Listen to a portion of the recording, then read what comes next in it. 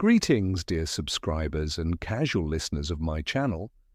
I was fascinated reading your theories, from the completely wild to the surprisingly logical. And thanks to you, I decided to continue this journey into the strangest and most mysterious corners of the fandom. Today, the top, craziest fan theories about the world of Harry Potter.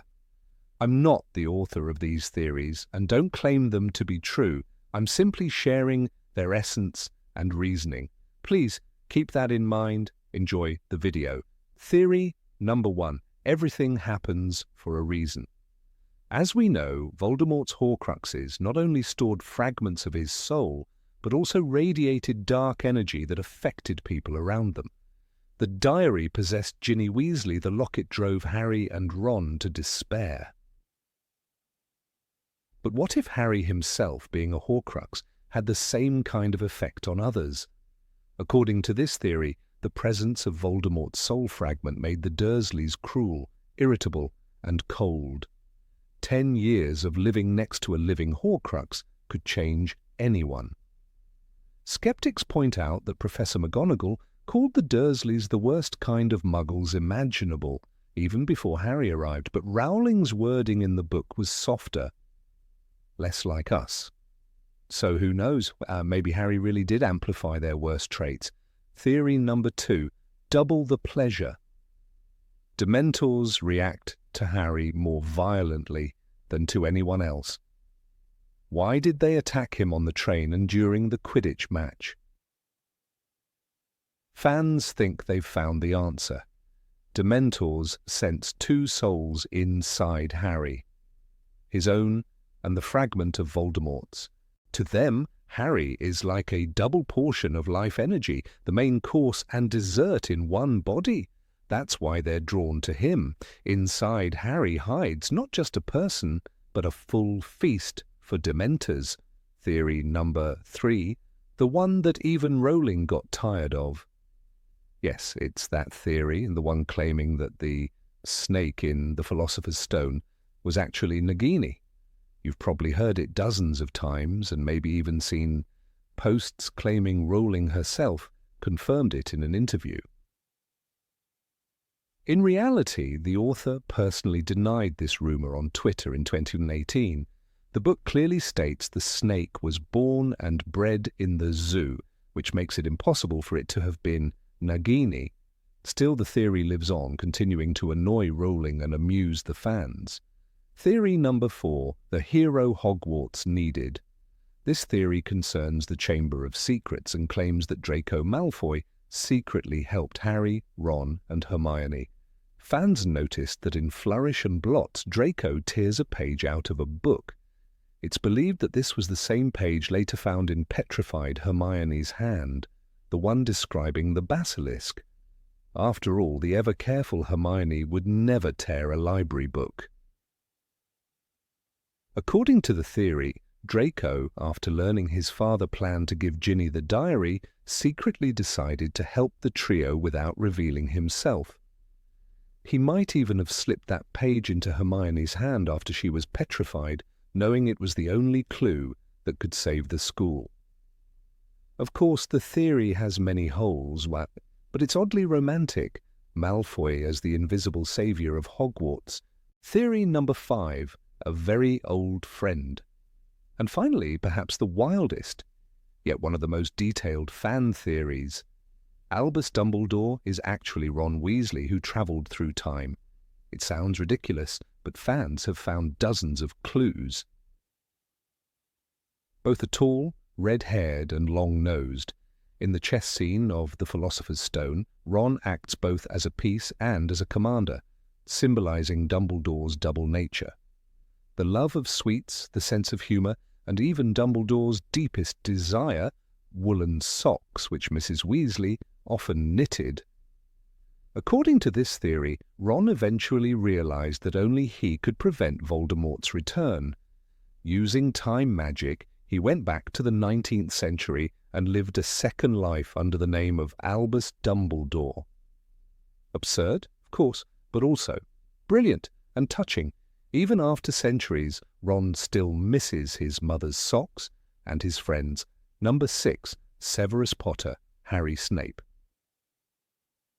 Some fans believe that the bond between Severus Snape and Harry Potter runs deeper than mentorship, rivalry, or guilt, that it is, in fact, blood. According to this theory, Snape is Harry's true father, and Dumbledore concealed the truth to protect the boy from Voldemort's wrath.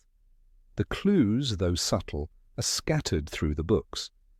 Both share the same dark hair, the same pale complexion, and that same sharp, watchful look. When Harry peers into Snape's memories in the Deathly Hallows, he sees flashes of Lily, her laughter, her kindness, and Snape's desperate devotion. Fans imagine that devotion might not have ended when she married James. It could have taken the form of one secret act of love that changed everything. The emotional weight of Snape's final moment gives the theory its power. "Look at me," he whispers as he dies, his eyes locked on Harry's. Readers have always believed he wanted to see Lily's eyes one last time. But for believers of this theory, that line hides a deeper tragedy. Snape isn't just saying goodbye to the woman he loved, he's looking at the only piece of her that ever truly belonged to him. That would explain the strange protectiveness he shows toward Harry throughout the series, the anger that hides affection, the hatred masking guilt. As if every punishment, every cold word, was his way of keeping distance from the truth he could never reveal. You have your mother's eyes because they were meant to be his sons. Number 7. Hermione, the daughter of Bellatrix Lestrange. Some fans imagine a far darker origin for Hermione Granger, one that ties her not to the Muggle world, but to the darkest bloodline of all. According to this theory, she is the secret daughter of Bellatrix and Rodolphus Lestrange, stolen as an infant and hidden among Muggles to protect her from Voldemort. The irony is striking. The child of a Death Eater growing up to become the fiercest defender of justice in the wizarding world. Her extraordinary magical ability, far beyond that of an average student, becomes the first clue. "I've read about it in Hogwarts, a history," she says in The Philosopher's Stone, always knowing more than anyone else, as if magic runs naturally through her veins. The resemblance, especially in the films, adds fuel to the theory. Fans often compare Helena Bonham Carter's fierce, sharp-eyed Bellatrix to Emma Watson's composed yet intense Hermione, noting how both share that same wild brilliance. Even the symbolism fits: Bellatrix, whose name means female warrior, and Hermione, whose name comes from Hermes, the messenger, both women defined by intellect and passion. In this version, Hermione unknowingly redeems her bloodline, proving that heritage does not dictate destiny. "Books and cleverness," she once said, "there are more important things, friendship and bravery." Perhaps if this theory were true, those words would carry an even deeper meaning. A daughter of darkness choosing the light. Number 8. Dumbledore is death. After the Deathly Hallows was released, readers began to notice something eerie in The Tale of the Three Brothers. The story tells of three men who meet death and receive gifts: the Elder Wand, the Resurrection Stone, and the Cloak of Invisibility. Fans saw the brothers reflected in the saga itself. Voldemort, obsessed with power; Snape, haunted by love and loss; and Harry, who meets death willingly. And then comes the question: if these three are the brothers, who is death? The answer feels almost obvious: Albus Dumbledore. Dumbledore is the quiet figure who guides all three brothers. He gives the Elder Wand to Voldemort, though indirectly, knowing it will destroy him. He guards the Resurrection Stone and hands it to Harry when the boy is ready to face the end. And he is the keeper of the cloak, the one who ensures it reaches its true master. In every step, he stands beside them, not as an enemy, but as a patient observer of their choices. Do not pity the dead, Harry, pity the living, he says in The Deathly Hallows. The line sounds like advice, but it also echoes the voice of death itself. Gentle, wise, inevitable. When Harry dies and wakes in the shining whiteness of King's Cross, Dumbledore greets him with warmth and peace. The old wizard in white robes, calm and smiling, sends him back to life just as Death in the Tale greeted the third brother as an old friend, and together they departed this life as equals. It's not coincidence, it's poetry. Dumbledore is the embodiment of death not as destruction but as understanding. The one who waits at the end of all roads ready to say, "Well done, my boy. Now go on." Number 9, it was all in Harry's head. Some fans believe the entire saga of Harry Potter never truly happened, at least not outside Harry's mind. In this dark interpretation, the boy in the cupboard under the stairs never left Privet Drive. All the magic, the friends, and the battles were his imagination's way of escaping abuse and loneliness. Locked away and unloved, he built a world where he was chosen, powerful, and adored, everything the real Harry could never be. The symbols line up hauntingly well. Voldemort becomes the embodiment of his deepest fear, the cruelty that shaped his life. Dumbledore represents the perfect father figure, wise, forgiving, and always watching over him. Hogwarts itself is his sanctuary, a dream version of the home he never had. Each class, each friendship, even his rivalry with Draco Malfoy, mirrors his longing for recognition and belonging. He felt at home, as though he had been waiting for this place his whole life, Rowling writes in The Philosopher's Stone. For fans of the theory, that line isn't triumph, it's tragedy. The final proof, they say, lies in the scene at King's Cross in the Deathly Hallows. Harry dies and finds himself in a bright, empty station where Dumbledore greets him with calm affection. It's not limbo between life and death. It's his mind, creating one last comforting illusion before letting go. When Dumbledore says, "Of course it is happening inside your head, Harry, but why on earth should that mean it is not real?" It becomes chillingly literal. His imagination, the only thing that ever kept him alive, is preparing him for the end. In that reading, the train waiting at the platform isn't taking him back to life. It's the passage to peace. Harry's story ends not with victory but with release. The boy who lived becomes the boy who dreamed, and in his final moment, he steps aboard the train he's been waiting for all along. Number 10, the Dursleys knew everything. Some fans believe the Dursleys' cruelty wasn't simple spite, it was fear. Not fear of magic, but fear of him. According to this dark theory, Albus Dumbledore didn't just leave baby Harry on the doorstep that night. He also left a warning. A letter explaining that the boy carried something inside him. A fragment of Voldemort's soul. Imagine waking up to find a child at your door, the sky still glowing from the storm of a war you don't understand, and reading, "Take care of him. The world depends on it."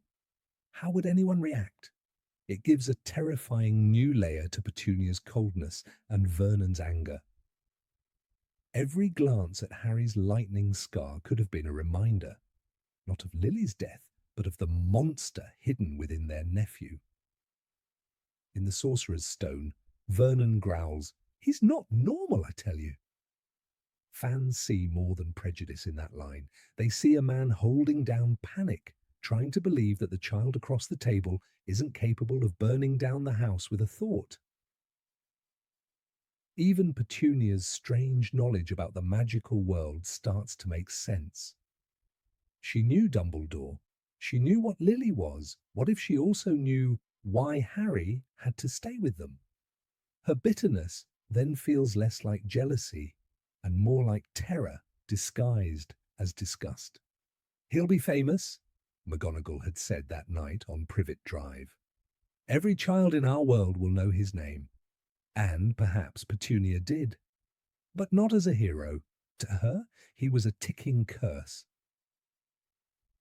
So the Dursleys become something unexpected, tragic guardians trapped in a silent deal. They couldn't love Harry because they were never allowed to. They saw not a boy, but a living vault holding back the return of the Dark Lord. Their cruelty becomes their defense, their hatred a way to hide their dread, and in that twisted logic lies the saddest truth of all. They didn't hate him because he was different. They hated him because they believed he wasn't entirely human. Number 11, Harry Potter is Voldemort. Some fans go even further than the usual connection between Harry and Voldemort. They claim that Harry is Voldemort, not metaphorically, but literally. According to this chilling theory, the curse in Godric's Hollow didn't destroy the Dark Lord, it shattered him. The spell rebounded, splitting his essence into two, and that fragment of what once was Tom Riddle reformed as a baby, Harry himself. That would make Harry and Voldemort two halves of the same being, separated by an accident of dark magic. The evidence, though wild, feels hauntingly poetic. They share the same wand core, phoenix feather from the same bird. Both speak Parseltongue, a gift passed only through the Slytherin bloodline. When Harry dreams of corridors of serpents sliding through darkness, it's not connection, it's memory, Voldemort's memory. He felt the cold rage inside him. Rowling writes in The Order of the Phoenix, when Harry sees through the Dark Lord's eyes. Fans argue that this isn't a vision, in its recognition, the mind remembering itself. Even the name carries symbolism. Potter, the one who shapes clay, a creator, a rebuilder. To them, Voldemort reshaped his own existence, moulding himself into something new after his destruction. The scar becomes the mark of creation, not of survival. The boy who lived is the man who refused to die. Every time Voldemort tried to kill Harry, he was unknowingly trying to destroy the part of himself that still felt love, fear, and humanity. Madness, perhaps? Yet it fits Voldemort's obsession with defeating death. What if he actually succeeded, just not the way he wanted? In this light, Harry's final act in the Forbidden Forest becomes eerie. Walking willingly to his death, he accepts both life and death as one. The moment he falls, both halves of the same soul meet again. One dies, the other lives. And somewhere between those breaths, the circle closes. Number 12, Hermione, the heir of Salazar Slytherin. Some fan theories sound like fairy tales, but the one about Hermione Granger being a descendant of Salazar Slytherin feels almost poetic. Imagine it, the brightest witch of her age, born to ordinary Muggle parents, carrying the blood of the founder who despised Muggleborns. The irony alone makes the idea irresistible. It's the kind of twist that feels perfectly at home in Rowling's world, where destiny loves contradictions. Supporters of this theory point to Hermione's exceptional magical talent. From her first year, she mastered spells that older students struggled with. Snape once sneered, "For your information, Potter, asphodel and wormwood make a sleeping potion so powerful it is known as the draught of living death." Hermione raised her hand even before he finished, already knowing the answer. Such instinctive skill, they argue, isn't learned, it's inherited. Slytherin himself was a master of dark potions and enchantments, and his gift could have flowed through the centuries into an unsuspecting girl with bushy hair and a sharp mind. Then there's her unshakable composure in the Chamber of Secrets. Facing the deadly basilisk, even indirectly, Hermione didn't panic. Instead, she calmly analysed clues and used a mirror to look safely at the creature. Fans see this as a subconscious connection to Slytherin's serpentine heritage, a hidden understanding between the girl and the serpent that once served her ancestor. The snake, symbol of cunning and wisdom, appears again and again around Hermione, as if reminding her of something buried deep in her bloodline. But perhaps the most powerful part of this theory isn't about blood at all, it's about symbolism. If Hermione truly carried the blood of Salazar Slytherin, it would mean the ancient founder's legacy found redemption through her. The lineage that began with prejudice would end with compassion, proving that what defines a person is not ancestry, but choice. As Dumbledore said, "It is our choices, Harry, that show what we truly are, far more than our abilities." Maybe that's why the idea of Hermione, the heir of Slytherin, feels not like heresy, but like poetic justice. Number 13, Luna Lovegood, the true seer. Luna Lovegood always seemed to float through Hogwarts like a ghost from another realm. Her silver hair glimmering in candlelight, her eyes wide and distant, as if watching things invisible to everyone else. While other students whispered that she was Loony Lovegood, those who looked closer noticed something unsettlingly calm about her. When chaos struck, she did not panic. When others wept, she seemed to understand. It was not ignorance or foolishness, it was a kind of quiet knowing. Many fans now believe that Luna was not merely eccentric, but truly gifted, a prophetess disguised as a dreamer. From her very first appearance, Luna radiated an aura of otherworldly perception. In Harry Potter and the Order of the Phoenix, as she sits barefoot in the carriage pulled by creatures Harry cannot see, she casually says, "You're not going mad, I can see them too." Those creatures, or the Thestrals, are visible only to those who have witnessed death. Luna speaks of them not with fear, but with understanding. She accepts their existence without hesitation, as if she had seen them long before that moment. To the untrained eye, this might seem like mere oddity, but to believers in the theory, this was the first sign of a deeper insight. Luna did not discover the unseen world, she already lived within it. Consider how she speaks of death itself. When others grieve Sirius Black's death, Luna tells Harry with an almost unnerving certainty, "You'll see him again, you know." To many readers, this line is comforting, but for theorists, it's more than comfort, it's prophecy. Luna never met Sirius personally, yet she speaks as though she knows the boundaries between life and death are only temporary. Later, Harry does encounter Sirius again in the Forbidden Forest when the spirits of his parents, Lupin and Sirius, appear through the Resurrection Stone. Luna's words had come true. She had foretold that the dead were not gone, only waiting beyond a veil she could already glimpse. Luna's connection to the veil in the Department of Mysteries adds another layer of intrigue. When she and Harry stand before it, both feel an irresistible pull toward the whispering voices beyond.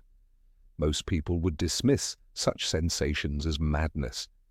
Yet Luna treats it as something natural, something known. She hears and accepts the murmurs of the dead without fear, much like a true seer listening to the echoes of prophecy. Fans believe that Luna's ability to perceive beyond the material world is not random. It is the mark of clairvoyance. Her dreamy tone may be the side effect of constantly existing between two realities, one visible and one unseen. Even Luna's talk of fantastical creatures, so often mocked by others, appears prophetic in hindsight. She mentions nargles, crumple-horned snorkax and rackspurts, beings most wizards dismiss as figments of imagination. Yet the wizarding world is full of creatures once thought mythical. Dragons, phoenixes, and basilisks all sounded absurd before they were proven real. Some fans suggest that Luna's creatures might symbolize real but hidden forces, metaphors for emotions, thoughts, or even souls that ordinary minds cannot perceive. When she insists on their existence, she may be echoing truths beyond comprehension. Like Cassandra of Troy, cursed to speak prophecies no one believes, Luna's words fall on deaf ears precisely because they are true. Her surname, Lovegood, becomes a key piece of this puzzle. In English, it translates to love good, a phrase echoing purity of spirit. Ancient prophets and seers in mythology often bore names that reflected divine virtue or purpose. Pythia, meaning to purify, or Sibyl, derived from the Greek for prophetess. Luna's name aligns perfectly with that tradition. Her first name, meaning moon, also fits the archetype of the visionary. The moon in ancient symbolism governs dreams, intuition, and the unconscious. She is literally the moon who loves the good, an image of light in darkness, of soft illumination amid confusion. Her very identity seems crafted to embody the prophetic archetype. Throughout her time at Hogwarts, Luna often speaks truths cloaked as nonsense. When she comforts Harry in the room of requirement, she says, "Things we lose have a way of coming back to us in the end, if not always in the way we expect." On the surface, it's a poetic platitude. Yet moments later, her words manifest. The lost diadem of Ravenclaw reappears, leading to Voldemort's downfall. She unknowingly, or perhaps knowingly, predicts one of the war's key turning points. Fans argue that Luna's riddles function like the cryptic utterances of oracles. They sound abstract because human language struggles to contain what she perceives. Luna's relationship with her father, Xenophilius Lovegood, adds a striking dimension to this theory. As editor of the Quibbler, he is obsessed with hidden truths and conspiracies. Many dismiss him as paranoid, yet he publishes stories that later prove true, such as the return of Voldemort, which the Ministry initially denies. This family pattern of perceiving hidden truths supports the idea that Luna inherited a rare sensitivity, perhaps a bloodline trait akin to the seer's gift. She may not have studied divination like Professor Trelawney, but unlike Trelawney's uncertain trances, Luna's foresight is natural and effortless, woven into her daily speech. Number 14, Neville Longbottom, the real chosen one. In the flicker of torchlight across the stone corridors of Hogwarts there lies a secret. The belief, whispered in shadows, that Neville Longbottom was always the true chosen one. Fan theorists cast their eyes back to that prophecy Morgana whispered, in a half-forgotten legend, insist that while it is written of the one with the power to vanquish the Dark Lord, that title does not belong solely to Harry Potter. When Rowling herself conceded that the prophecy might have applied to either Potter or Longbottom, she unwittingly catalyzed a movement. Neville's birth, fans point out, mirrors Harry's in eerie precision. He was born at the end of July, his parents, one of the generation that fought Voldemort in his first rise. His family, Alice and Frank Longbottom, were courageous Aurors and tortured into insanity by Death Eaters. Their sacrifice echoes James and Lily's death, and yet Longbottom's lineage often fades beneath the scale of Potter's legend. But in this correspondence of birth and blood lies the first thread of this alternate reading. If fate dealt two children to choose from, the one less obvious might have been meant all along. The narrative arc of Neville is striking. A clumsy, forgetful boy with a timid spirit, overshadowed by peerless Harry, seems the perfect foil, the underdog whose latent greatness would soar unseen. Over and over Neville is cast into the shadows, losing to spells in Dueling Club, falling in herbology, shrinking away under bullying. But each fall, fans argue, is part of his forging.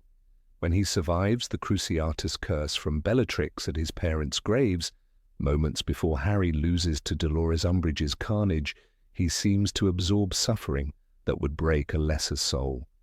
His rise from weakness is hidden but deliberate. At Hogwarts, Neville's actions mirror the hero's path. While Harry is busy confronting visions, prophecies, and confrontations with Voldemort, Neville is quietly gathering allies, organizing Dumbledore's army in Harry's absence, rallying the students, taking risks none expect. In Order of the Phoenix and Half-Blood Prince, he becomes a symbol of resistance, a leader in his own right. His rebellion in the Room of Requirement, his rallying of courage when others falter, his defiance of death. The fan theory holds these as signs that he was already living the chosen life, even if the world believed otherwise. In the final book, Deathly Hallows, the evidence reaches its climax.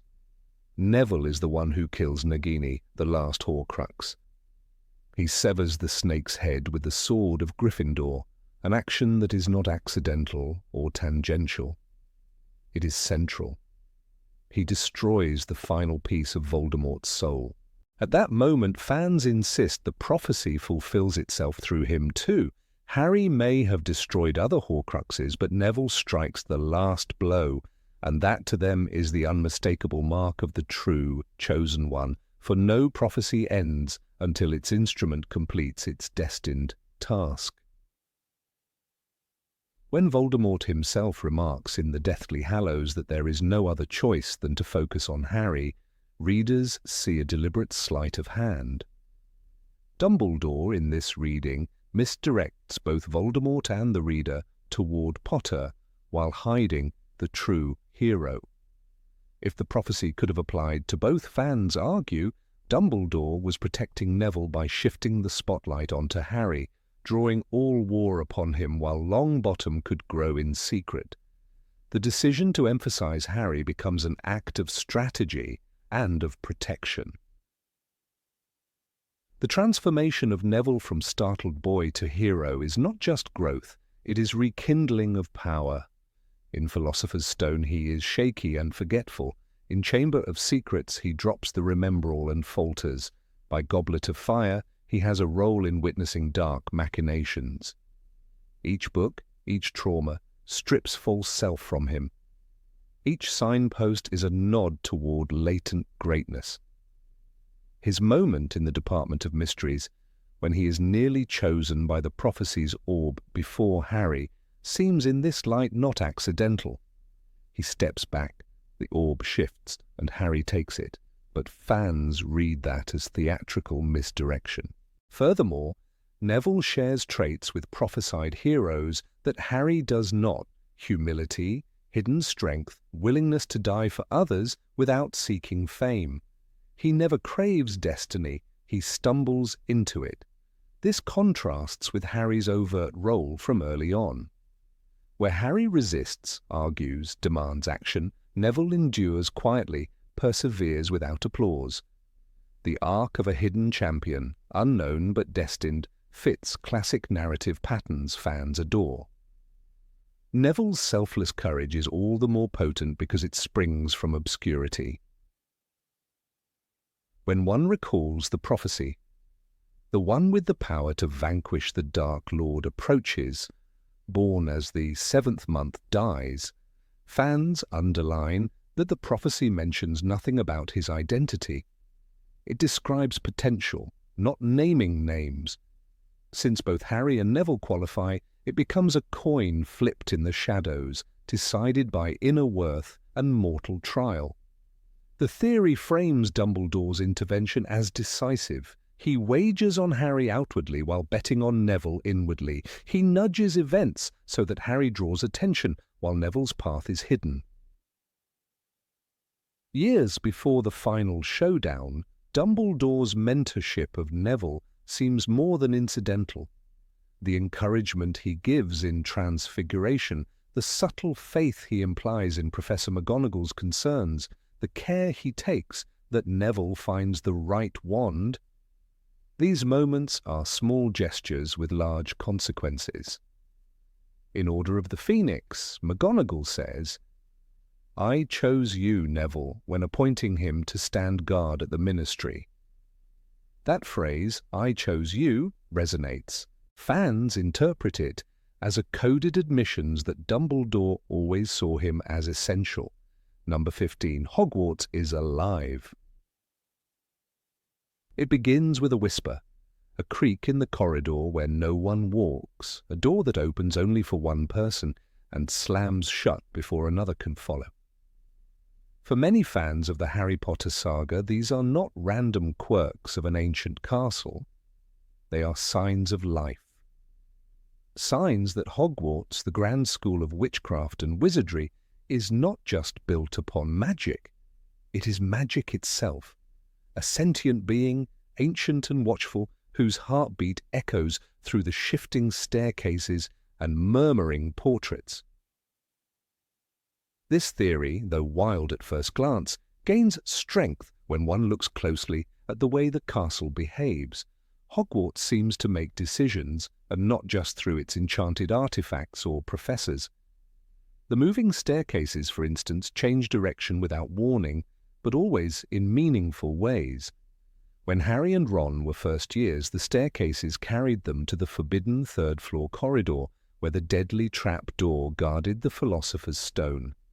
It was almost as if the castle itself wanted them to uncover the mystery, to test them.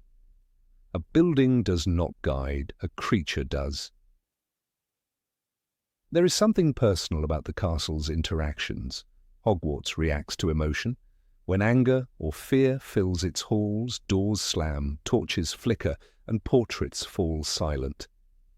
The night Professor Dumbledore died, the castle seemed to mourn. Even without words, the walls felt heavy with grief, as if absorbing the sorrow of thousands. In the Battle of Hogwarts, its defense was not mere stone and magic, it was instinct. The very floor shook, staircases sealed themselves, and suits of armor sprang to life. It was as though the castle's own body rose to defend what it cherished most, its children. The notion that Hogwarts has a will of its own can also be found in the way it chooses who belongs there. It is said that Hogwarts will always be there to welcome you home. This phrase, often repeated, has deeper meaning to those who believe in the theory. Home is not an institution, it is a living, feeling presence. J.K. Rowling wrote that the castle's location cannot be seen by muggles, who perceive only a ruin with a warning sign that reads, "Danger, do not enter." This illusion is not cast by teachers or spells, it is the castle itself hiding from those it does not trust. Even the sorting hat, fans claim, is but an instrument, the castle's voice. The hat once belonged to Godric Gryffindor, but how could a single wizard's hat contain so vast a consciousness? The hat reads minds, senses character, and makes decisions that shape lives. It is not omniscient on its own. You might belong in Gryffindor, where dwell the brave at heart, it sings. Yet how does it know bravery? How does it feel it? Supporters of the theory suggest that the hat connects directly to Hogwarts, channeling the will of the castle itself, expressing what the living school senses within each child who crosses its threshold.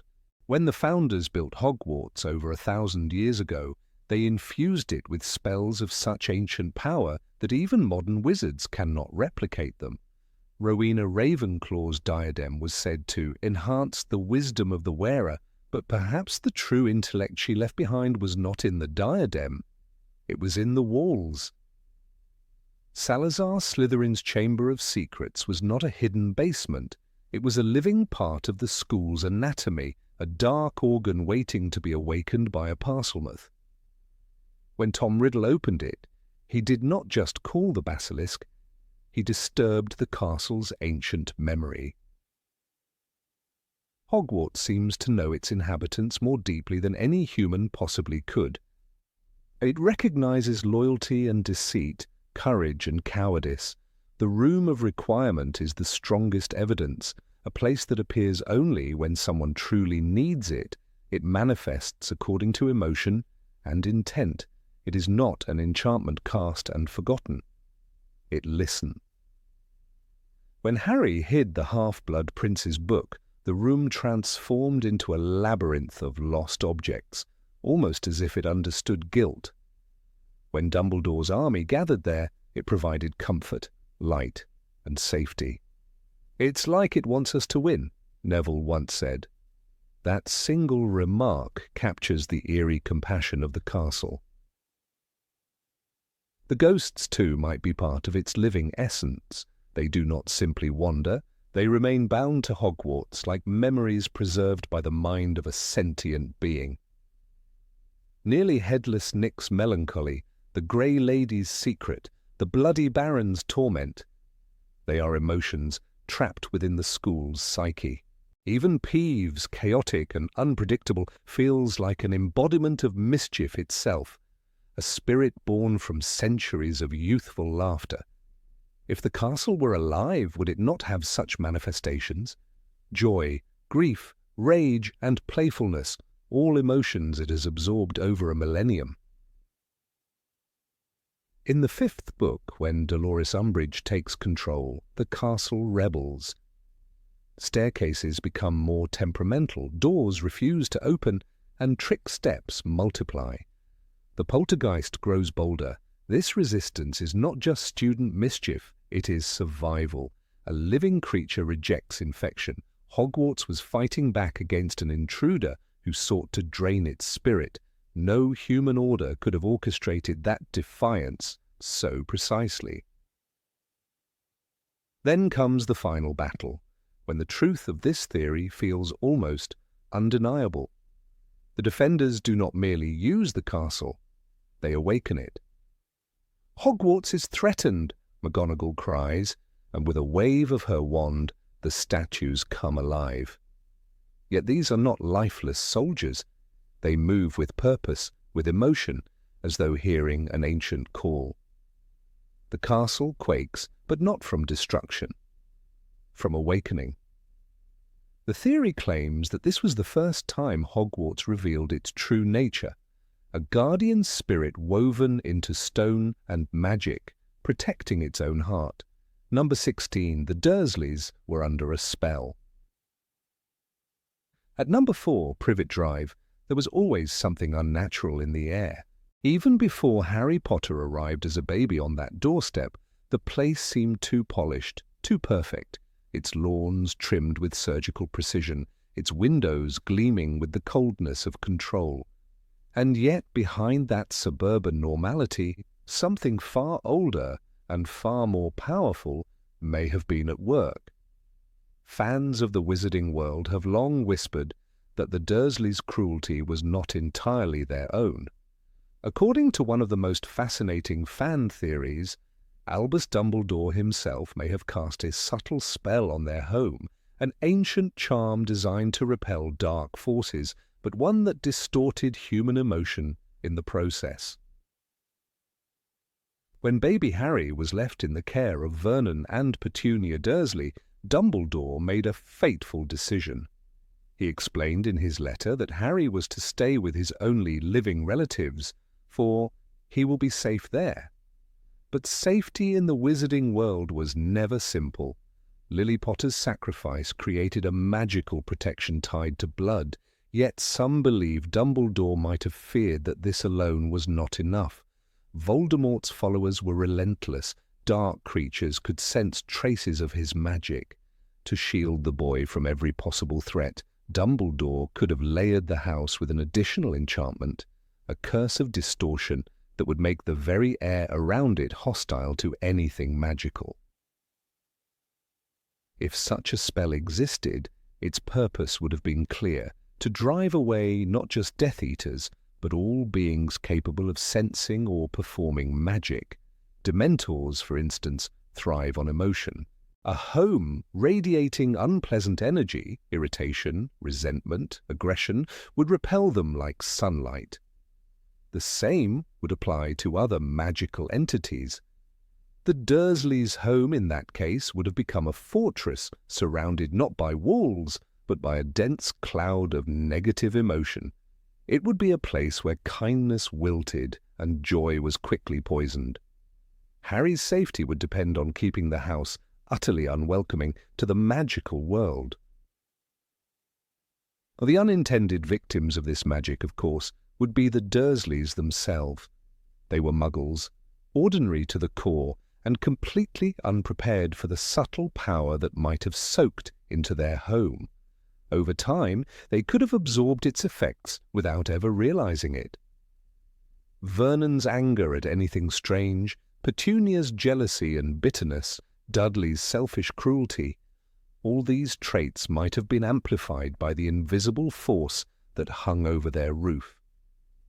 Even Petunia, who once begged Dumbledore for admission to Hogwarts, might have been twisted by that same enchantment until all warmth toward the magical world was burned away. There are moments in the books that seem to echo this idea. When Harry first receives his Hogwarts letter, Vernon's reaction borders on the irrational. He tears the envelope, locks Harry in a cupboard, and flees with his family to a remote island in the middle of a storm. His paranoia is extreme, even for a man obsessed with normality. Petunia, usually so composed, joins him in the madness. "They knew it!"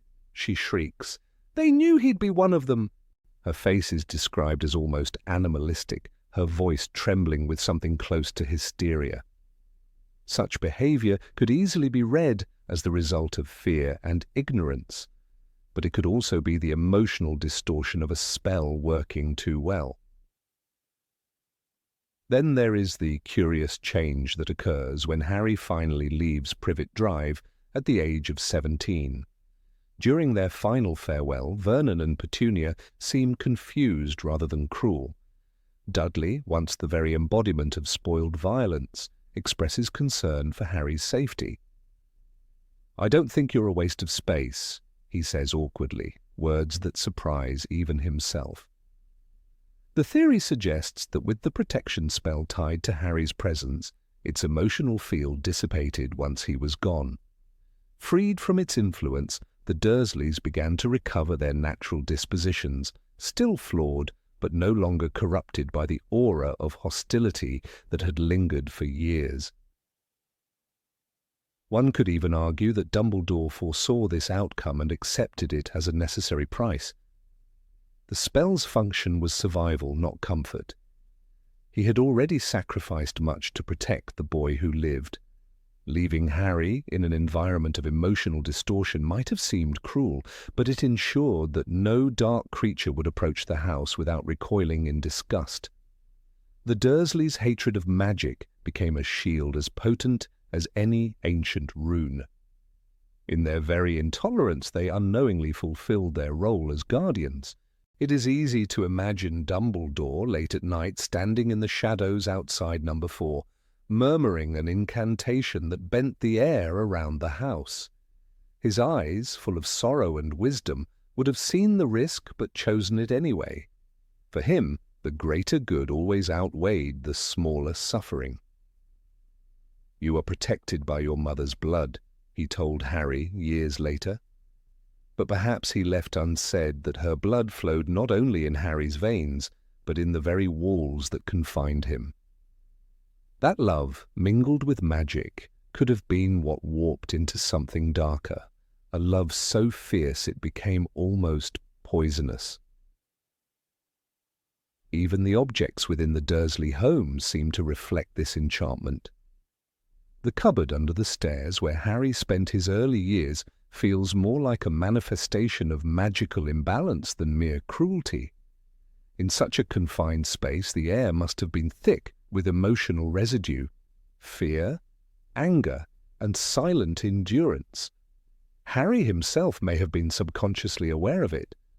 Though he grew up believing he was unwanted, he never fully absorbed their hatred. It was as if the magic recognized him as its core, keeping him safe but separate. The spell that corrupted the Dursleys shielded him at the same time. There is a subtle irony in how the protective enchantment mirrored Voldemort's own soul magic. The Dark Lord tore his soul apart to anchor his immortality, creating Horcruxes that emitted malevolent energy. Dumbledore, in contrast, may have used love and sacrifice as his foundation, yet both forms of magic left their mark on the living.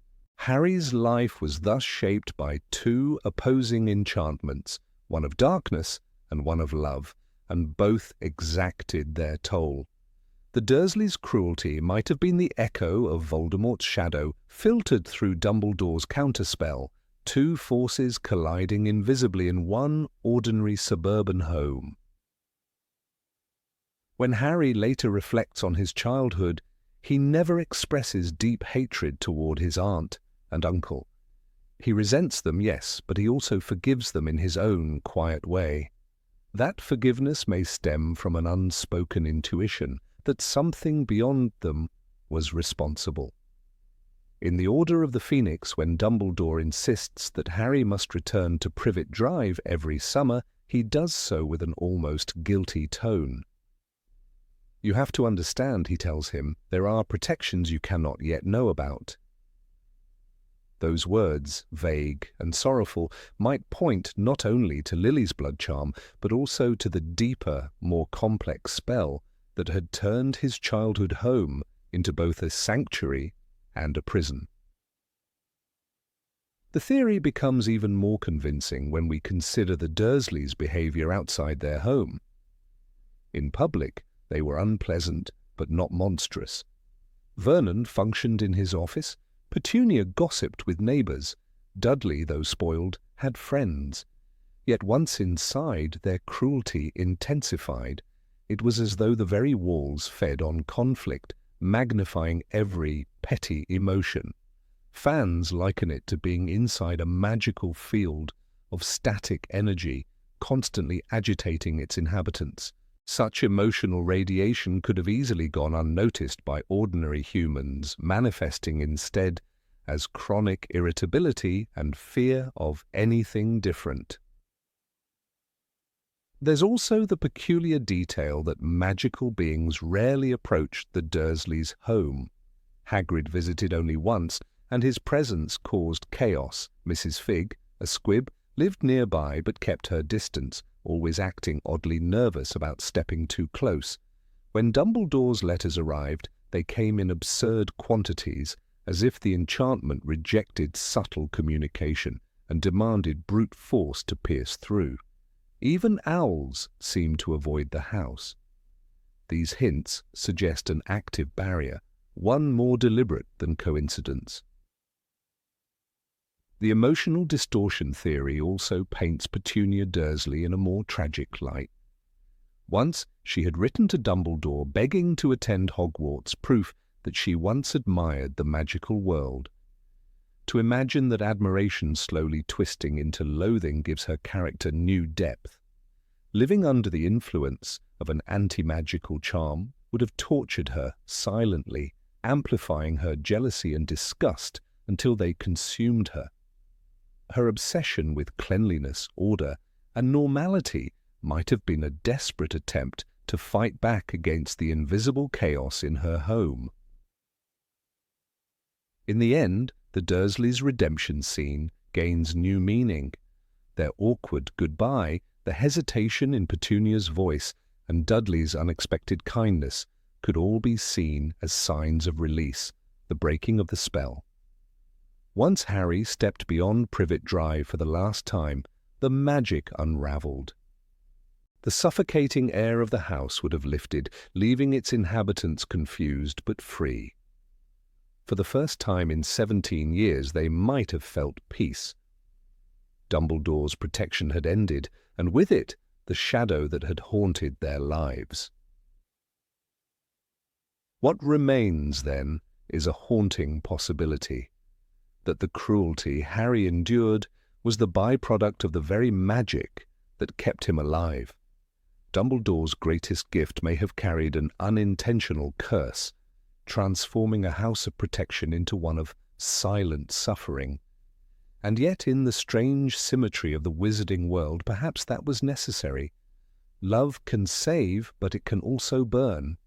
The Dursleys, unwillingly and unknowingly, became participants in the ancient balance between light and dark. Their hatred, their fear, even their redemption, all of it may have been written into the same spell that once whispered over a baby's cradle. He is safe here. Number 17, Sirius Black, the unwilling traitor. Here is a narrative-style exploration of that dark fan theory that Sirius Black did betray Harry's parents, albeit unknowingly, turned into a magical beacon by a malicious spell, recounted in rich detail with examples and names to anchor it. Sirius Black has always hovered between villain and martyr in the hearts of fans, but this theory plunges him into even deeper ambiguity. It claims he became a traitor without intending to, that Voldemort cast a rare spell, turning him into a conduit for the Dark Lord's tracking, and that his anguished denials throughout Prisoner of Azkaban conceal the unbearable truth of his own unknowing betrayal. Imagine the scene. The night James and Lily Potter were murdered, it was not Sirius's betrayal of motive, but an enchantment wrought upon him that doomed them. The agony lies in knowing one was the instrument of death and yet innocent in will. Proponents of this theory point to a curious absence of definitive denial in Azkaban. When confronted with the accusation, Sirius says, "It was not me," rather than a more forceful, "I never betrayed them." That subtle phrasing, they argue, betrays internal conflict. He is denying conscious guilt, but not responsibility. The words hang with double meaning. Perhaps he insists only that he didn't mean to betray them, not that he didn't. In that moment of accusation, one senses a fractured mind struggling to assert innocence while plagued by hidden compulsion. Supporters further imagine that Voldemort used a rare, little discussed spell, perhaps derived from ancient dark magic, which transforms a person into a kind of magical lighthouse. In that cursed state, the victim, unaware, radiates a signal, the precise location of those they love. The caster of the spell remains hidden, but the beacon draws the Death Eater to the target. In this version, Sirius was the unwilling instrument. He passed on Harry's parents' location without realizing it, yet retained no conscious knowledge of the act. Thus, while he did betray them, he did so as a victim himself. To make this more concrete, imagine Sirius that night in Godric's Hollow, bereft and anguished, yet under the burden of a hidden enchantment. He senses nothing unusual, hears nothing, yet his very presence becomes the guiding channel. In effect, Voldemort tricked him into becoming the traitor. This version reinterprets Peter Pettigrew's role. He still fakes his death, frames Sirius, and murders the Muggles. But Voldemort's manipulation of Sirius sets the trap. The theory does not deny Pettigrew's treachery entirely, but sees Pettigrew's betrayal as only part of a grander scheme. The theory finds echoes in moments of textual ambiguity. When Sirius, imprisoned in Azkaban, is quoted as saying, "I never betrayed my friends," he does not clarify how or why his name was implicated. He never claims full memory of innocence. He merely resists the accusation. That silence can be read as internal tension. Perhaps he cannot fully deny something he neither recalls nor comprehends. Some fans point to that as the crack in the official narrative, the symptom of hidden guilt. They also note how, in Order of the Phoenix, Sirius becomes increasingly erratic, sometimes aggressive, sometimes despairing. His torment over Kreacher's betrayal, his haunted eyes, his refusal to let Harry live with him. These can be read not only as guilt over past losses, but as guilt overacts, he does not fully remember. In his tortured refusal to claim guardianship of Harry, perhaps he knows in some dark corner that taking Harry too close would trigger more danger, awaken something he fears to face. A specific supporting example comes when Sirius confronts Pettigrew in the street after escaping Azkaban. Pettigrew publicly shouts, "He betrayed your friends, he destroyed 12 muggles!" The crowd gasps. Sirius, enraged, leaps at Pettigrew and cries out that it was not him. But note, he does not cry, "I never did it." Instead, he responds in dismay, "No, it was not me," in a near-hysterical voice. The theory's devotees see that as an emotional collapse, a man resisting a fate he cannot accept. Consider the broader narrative. James, Lily, and Peter had agreed to use Peter as secret keeper. The Potters switched the plan at the last moment, choosing Sirius instead to make the betrayal less obvious. But in this theory, Voldemort exploits that change. He enchants Sirius in the interval so that even the best-laid plan becomes undone. The essential betrayal was magical, not moral. Sirius remains the unwitting assassin of the information, not the treacherous conspirator. Detractors of the theory note that in canon, J.K. Rowling explicitly reveals that Peter Pettigrew betrayed the Potters and framed Sirius. Yet theory believers counter that the canonical version might be a half-truth. The framing is real, but the magical compulsion is the subtext, hidden behind Pettigrew's theatrical confession. In their view, Rowling's text does not explicitly deny the possibility of enchantment. She simply presents a clean narrative for the protagonist's clarity. The theory operates in that silent gap. Fans also draw on parallels to other magical coercion in the wizarding world. Imperious, possession, memory charm, etc. If wizards can control wills or alter memories, why not cast a beacon spell that leaks location? It is not outside the thematic logic of black magic.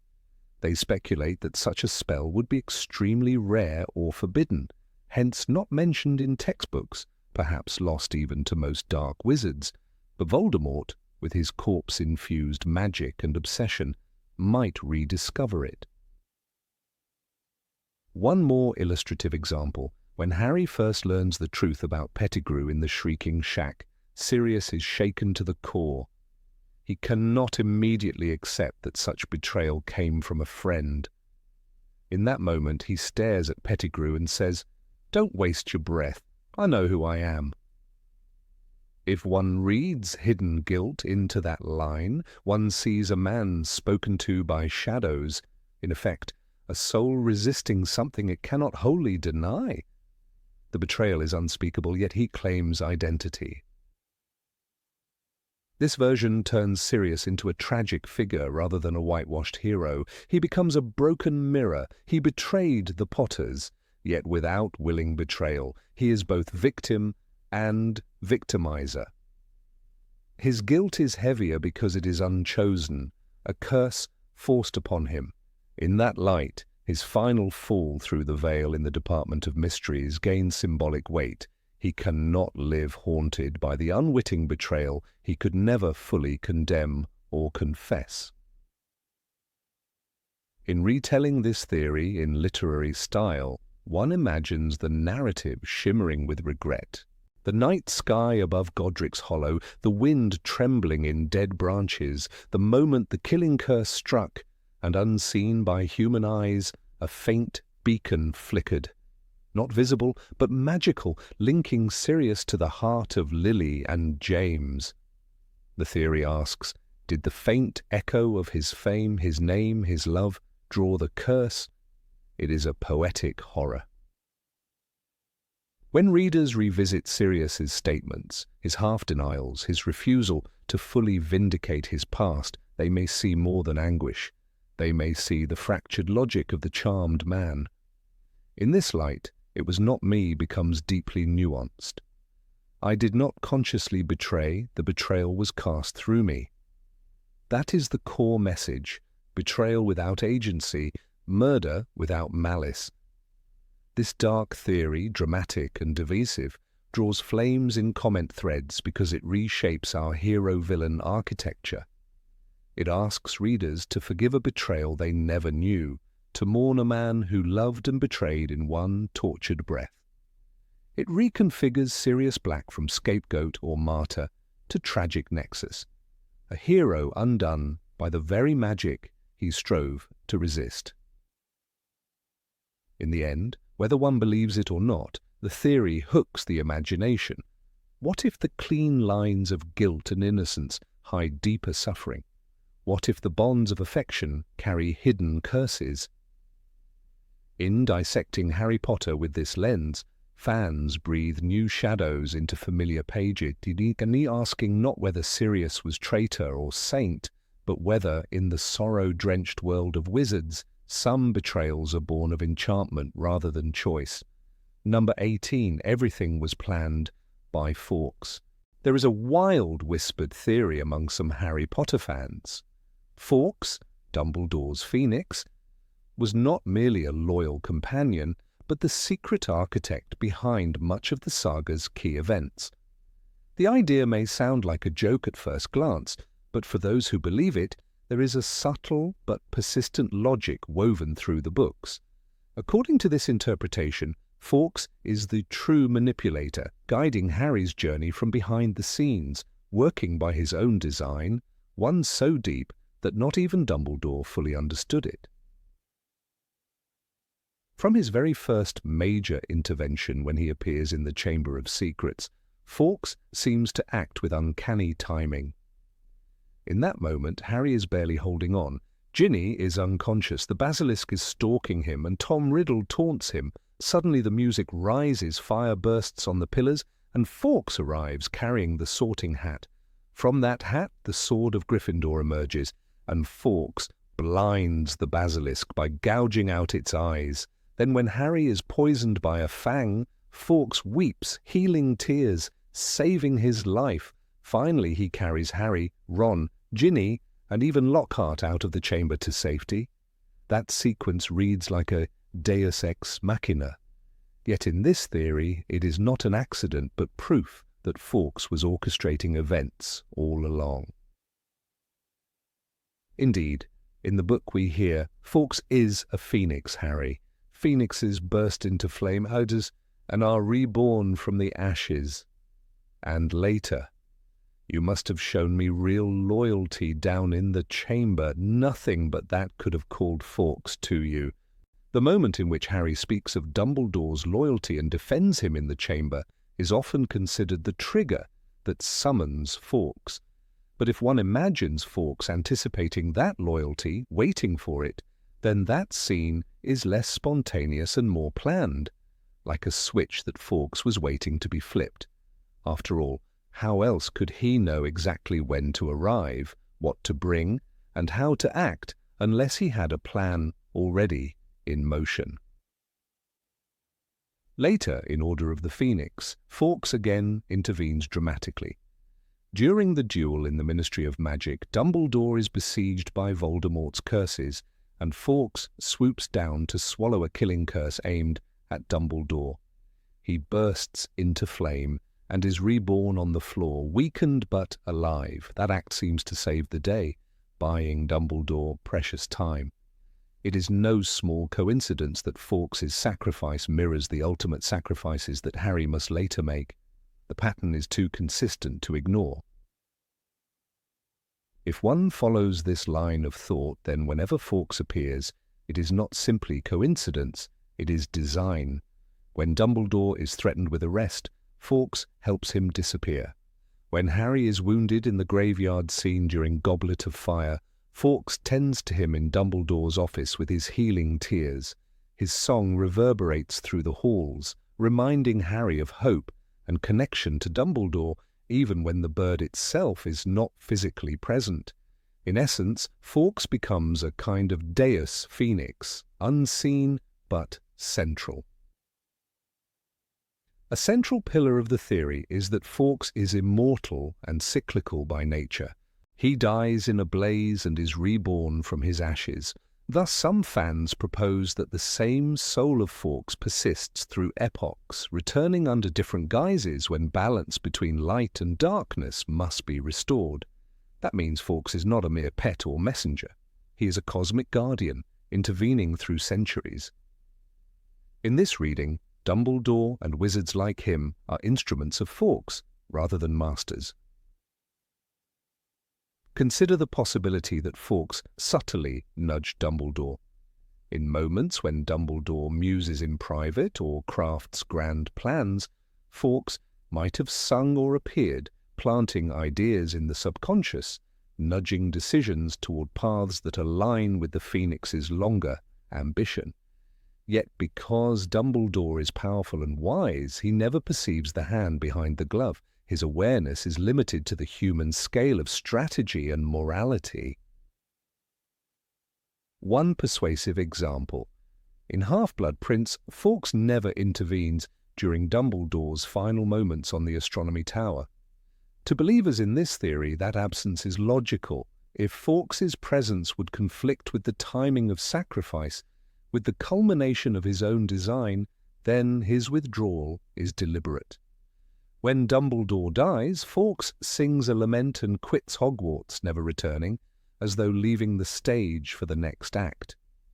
But perhaps this is not a farewell, it's a retreat into incubation, preparing the Phoenix soul for its next rebirth.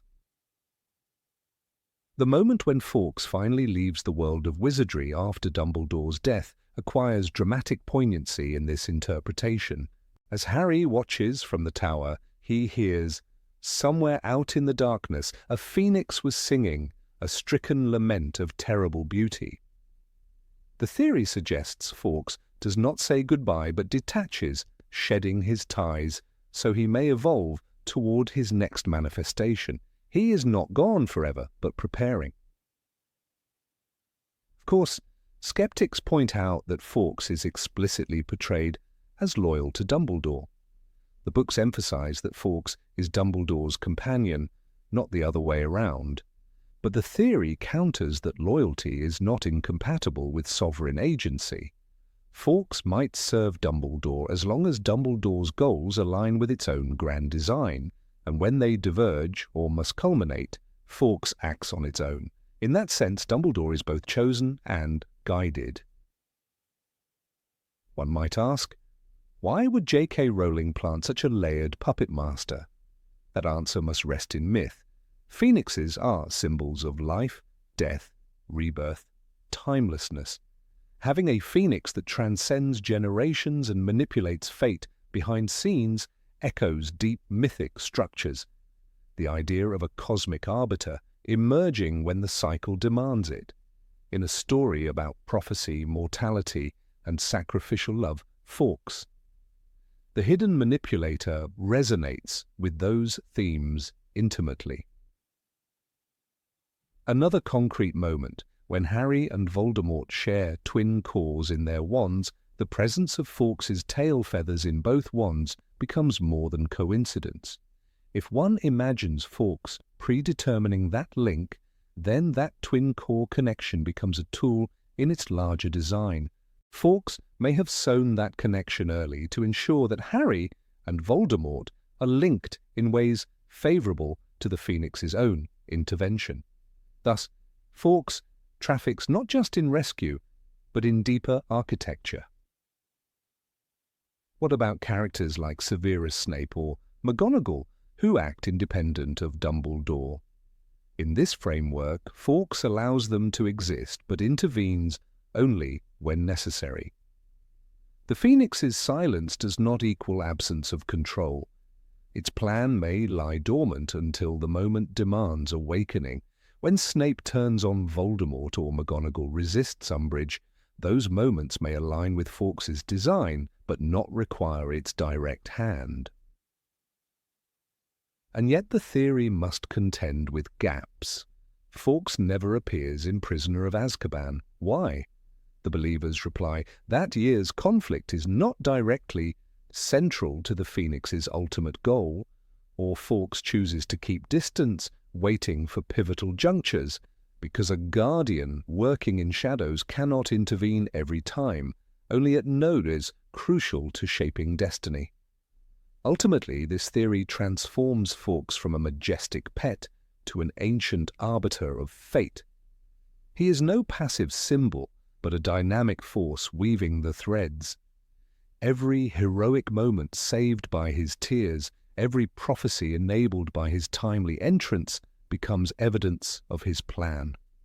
The loyalty that calls him is not random loyalty, but part of the mechanism. Harry's devotion, Dumbledore's trust, even Voldemort's twisted antagonism are all folded into Fawkes's tapestry. In this view, the saga ceases to be merely about wizards, Horcruxes, and final battles. It becomes the tale of a phoenix soul, rising through ages, directing the cycles of light and darkness, choosing when to appear, shaping the threads of courage and death, only to withdraw again into the ashes, waiting to be reborn when the world most needs its intervention. Number 19. Muggles are descendants of squibs. There exists a theory so daring that it reshapes everything we thought we knew about the wizarding world. The idea that Muggles are not a separate race at all, but the forgotten descendants of squibs. According to devoted theorists, every non-magical human once carried the spark of magic.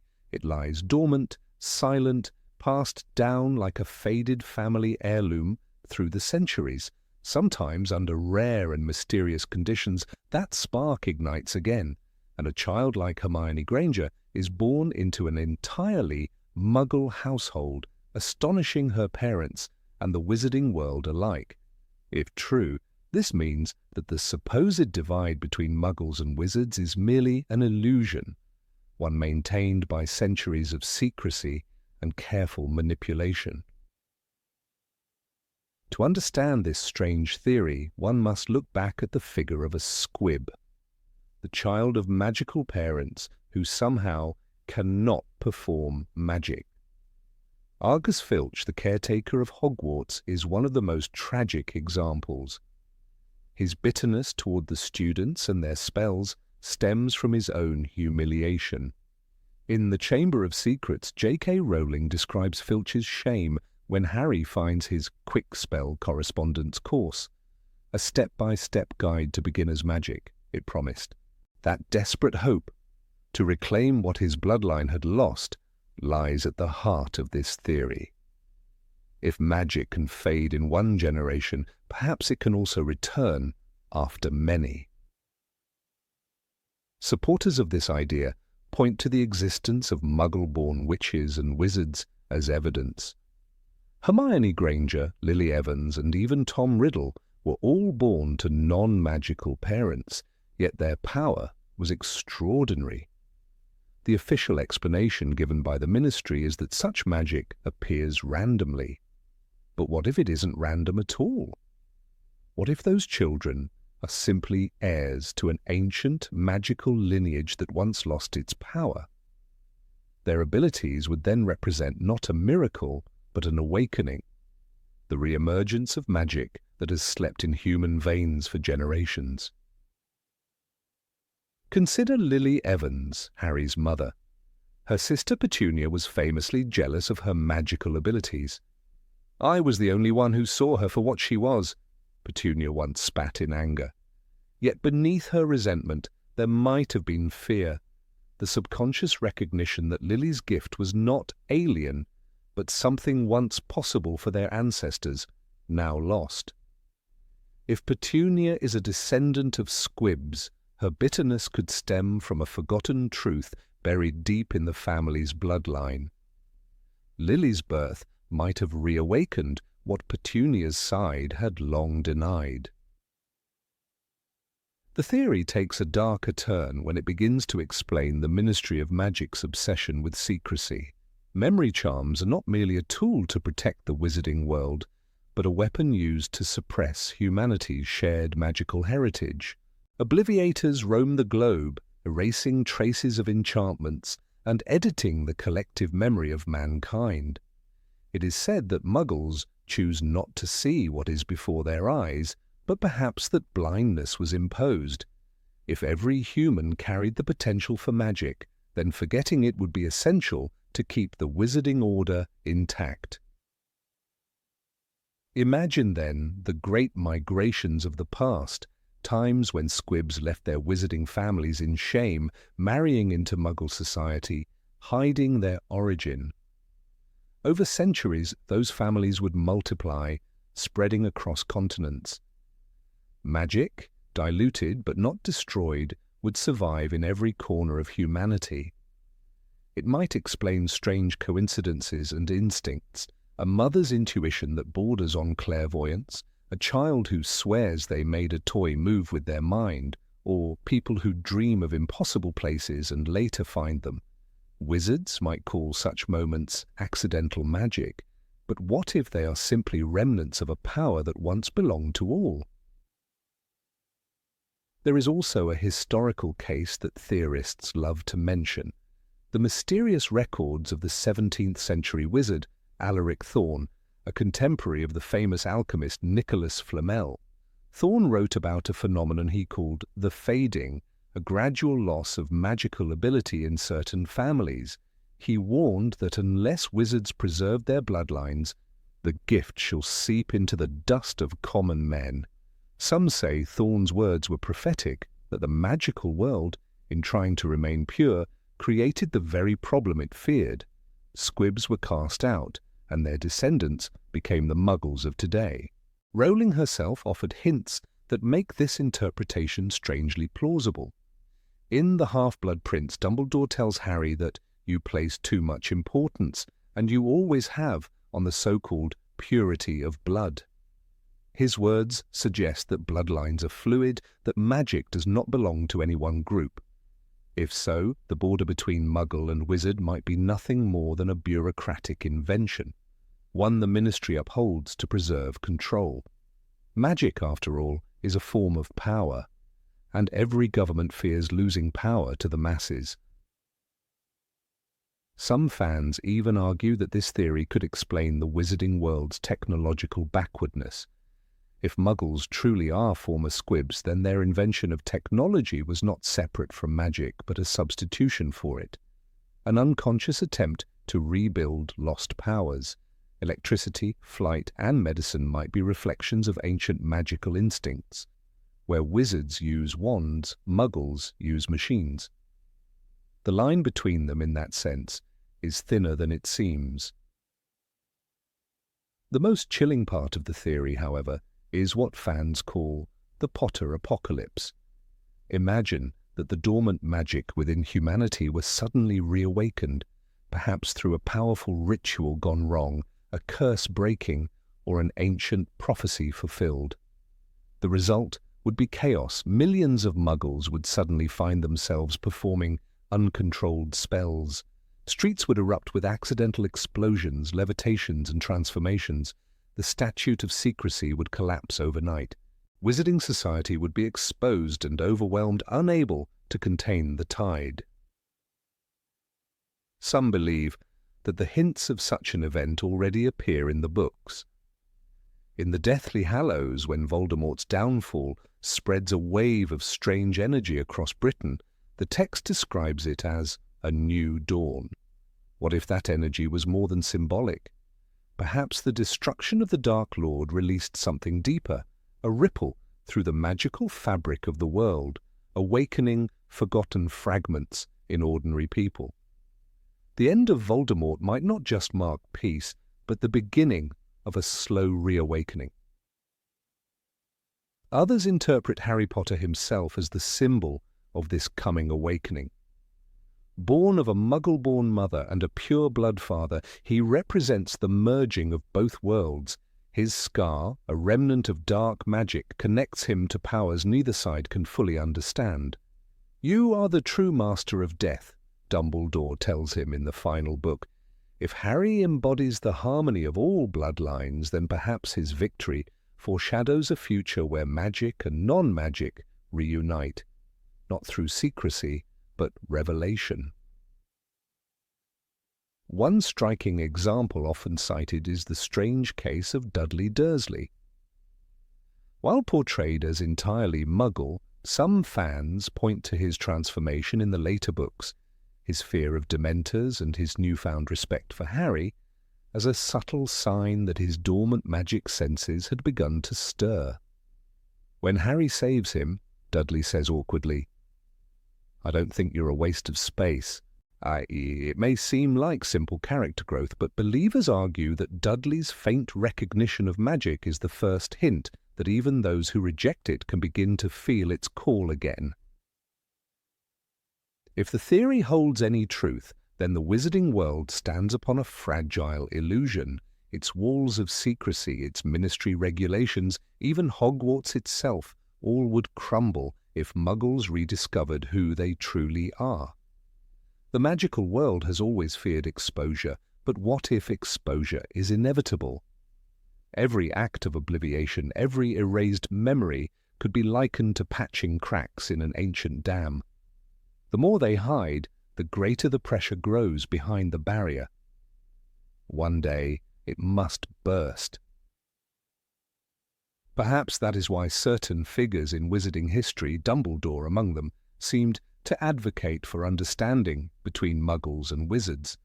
His fascination with the Muggle world, his belief in love as a universal magic, might not have been naive idealism, but a preparation for what is to come. Do not pity the dead, Harry, pity the living and, above all, those who live without love. In that single line lies the secret of coexistence. Love, the one force common to both worlds, might be the key to surviving the day when the hidden power of humanity awakens. And so the idea persists, whispered across fan forums and buried in old discussions. What if every human heart carries a fragment of forgotten magic? What if one morning humanity simply remembers? Cities might glow with spontaneous enchantments, machines might fuse with spells. The divide between broomstick and airplane would vanish. The Potter apocalypse, as they call it, would not be an end but a return. The world becoming once again what it was always meant to be. A realm where every soul is capable of wonder. Number 20. Hogwarts as Purgatory. Harry Potter's journey, under the interpretation of the Hogwarts as Purgatory theory, becomes less a children's adventure and more a profound spiritual odyssey. In this view, Harry died as an infant when the Avada Kedavra curse struck him, and everything that followed is his soul's passage through a purgatorial realm. The entire castle, with its towers, ghosts, moving staircases, and ever-shifting walls, is the intermediate space between life and death, where his spirit must confront trials, temptations, and purification before true release. Under this theory, each of the 4 Hogwarts houses becomes an allegorical chamber of the soul. Gryffindor stands for courage, the path of inner confrontation. Harry must dare to face his fears, accept loss, and refuse despair. Slytherin represents temptation and ambition, the lure of power, vengeance, and the darker impulses that whisper to a wounded soul. Hufflepuff embodies humility and loyalty. Harry must learn self-emptying love, patient service, and quiet devotion to others. Ravenclaw illustrates wisdom and knowledge. Only by insight, discernment, and integration of paradoxes can the soul advance. In the first year, Harry enters this purgatorial realm, a child, barely conscious of his condition. The confrontation with the mirror of Arised, the three-headed Fluffy, and Nicholas Flamel's stone becomes more than traps. They symbolize illusions, attachments, and the desire for immortality that cling to a restless spirit.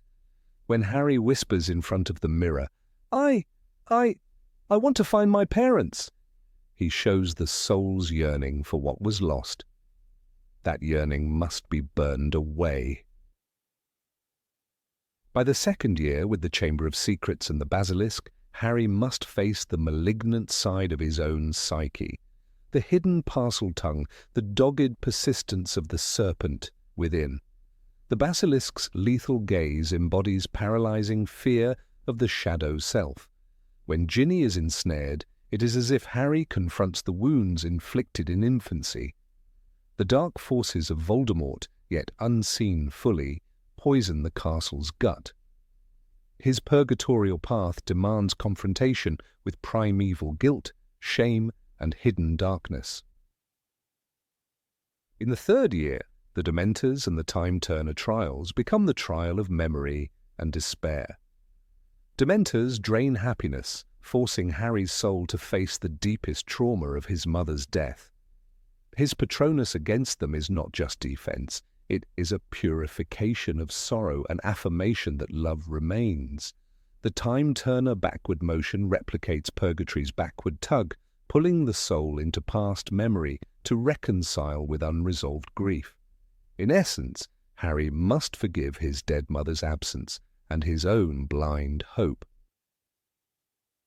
In the fourth year, the Triwizard Tournament demands self-sacrifice, courage under pressure, and the confrontation with death itself. In the final task, when Harry reaches out to drag Cedric's body through the portkey, he symbolizes the soul's reaching backward to rescue beloved fragments. Cedric becomes a shade, a lost part of purgatorial souls.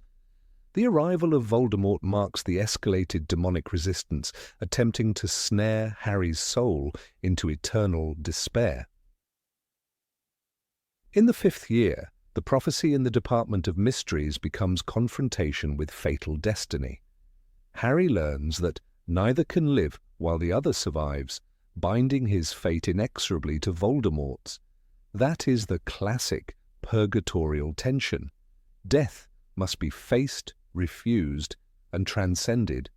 In this year, he extends his understanding of others' pain, Sirius, Tonks, Neville, and thereby purges selfishness, opening the self to deeper communion. By the sixth year, with the Half-Blood Prince's memories, the Horcrux investigations, and Dumbledore's fall, Harry must piece together the composite wounds that shattered his soul. Each Horcrux is a shattered bit of his psyche, mingled with Voldemort's hatred, needing recognition and surrender. When Dumbledore says, "Do not pity the dead, Harry, pity the living," that is a purgatorial admonition. Pity stems from love, not from clinging to shadows. Harry's soul now confronts that he cannot cling to Dumbledore if he is to arise. Those years of testing culminate in the seventh year. The final battle is not merely physical, but metaphysical. Harry wanders through the forest to die. The killing curse enacted by Voldemort might finally thrust him from purgatory into either dormancy or greatness. But the critical moment at King's Cross is neither dream nor hallucination. It is the antechamber of the next realm. The White Station, the misty platforms, the smile of Dumbledore all speak of liminality. He hears voices, "Hey, help them, Harry." He sees James and Lily. This is the soul's last reckoning. That King's Cross interlude is read by adherents of this theory as the moment of final purification. He is given the choice: go back and finish the battle, or ascend forever. Returning means final absolution contingent on action. Proceeding onward is the soul's rest. When he says, "Do not pity the dead, Harry," and when he hears King's Cross, these echo the theological symbolism of the cross as passage between life and resurrection.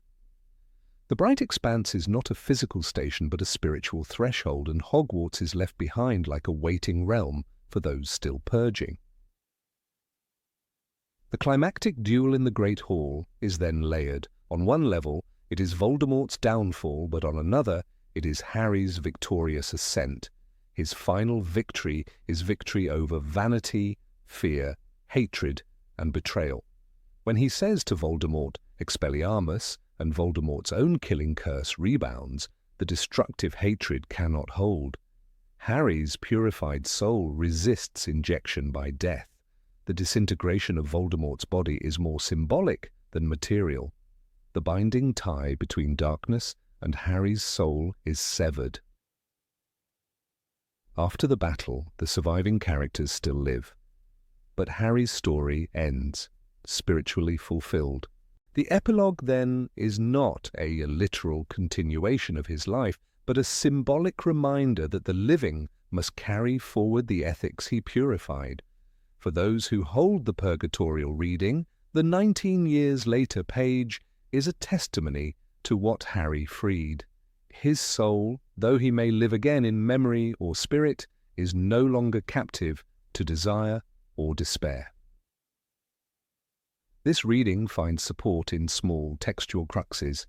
The recurring motif of lover's protection is not mere plot device but salvific logic. Lily's sacrifice shielded Harry, just as purification demands a laying down.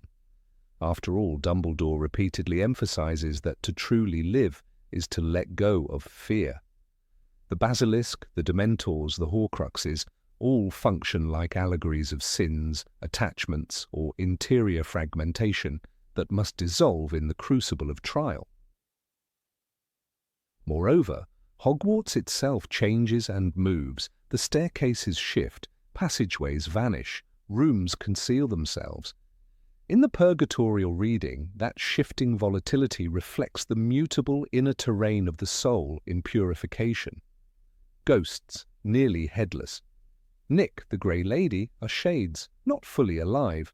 They linger in that limbo, echoing the souls still bound by memories. Even the Sorting Hat's decision is part of the soul's orientation. Harry's plea to be placed in Gryffindor, not Slytherin, is a soul's request toward the path of heroic purification rather than the easier ambition. One concrete example is Severus Snape's memory in The Pensieve. His love for Lily, his lifelong suffering, his double agency, that memory acts as a purgatorial allegory. Snape carries guilt, reconciliation, intentional suffering, redemption. Harry, by accessing that memory, participates in another soul's purification, expanding his own penance. Snape's silent devotion becomes a lesson in humility and self-emptying, precisely what Hufflepuff demands of the soul. Thus, when regarded through this lens, the entire Harry Potter saga becomes a literary metaphor for purgation, not a traditional hero's journey, but a soul's ascent. Each conflict, each friend fallen, each dark temptation, and each character's death or betrayal is a station of the way. Hogwarts is not a school, but a spiritual gymnasium, resurrected by the student's progress through challenge. In that way, J.K. Rowling's tale reads as a sacred mystery encoded in magic and myth. If this interpretation is crazy, it is nonetheless beautiful in its finality. Harry's long spiritual path concludes not with victory over death, but with transcendence through death. Hogwarts, the castle of shifting walls, hidden rooms, ghosts, and living portraits, becomes, in this version, the soul's crucible. The victory over Voldemort is not a political conquest, but the soul's final liberation, and the station at King's Cross is not a train platform, but the gate to eternity. Number 21, Harry, the future founder of Hogwarts. It begins with a whisper among devoted readers, a theory so strange and yet so oddly perfect that it refuses to disappear. The idea that Harry Potter, the boy who lived, is not merely a student of Hogwarts, not simply its saviour, but one of its original founders, the very embodiment of Godric Gryffindor himself. To those who first encounter this theory, it sounds like madness. Yet as with all great myths in the wizarding world, the closer one looks, the more the details begin to align in eerie harmony, forming a story that seems less like fan speculation and more like destiny folding in on itself. Consider the character of Godric Gryffindor as history describes him, a man of immense courage, fairness and fire, the founder who valued daring and chivalry above all else.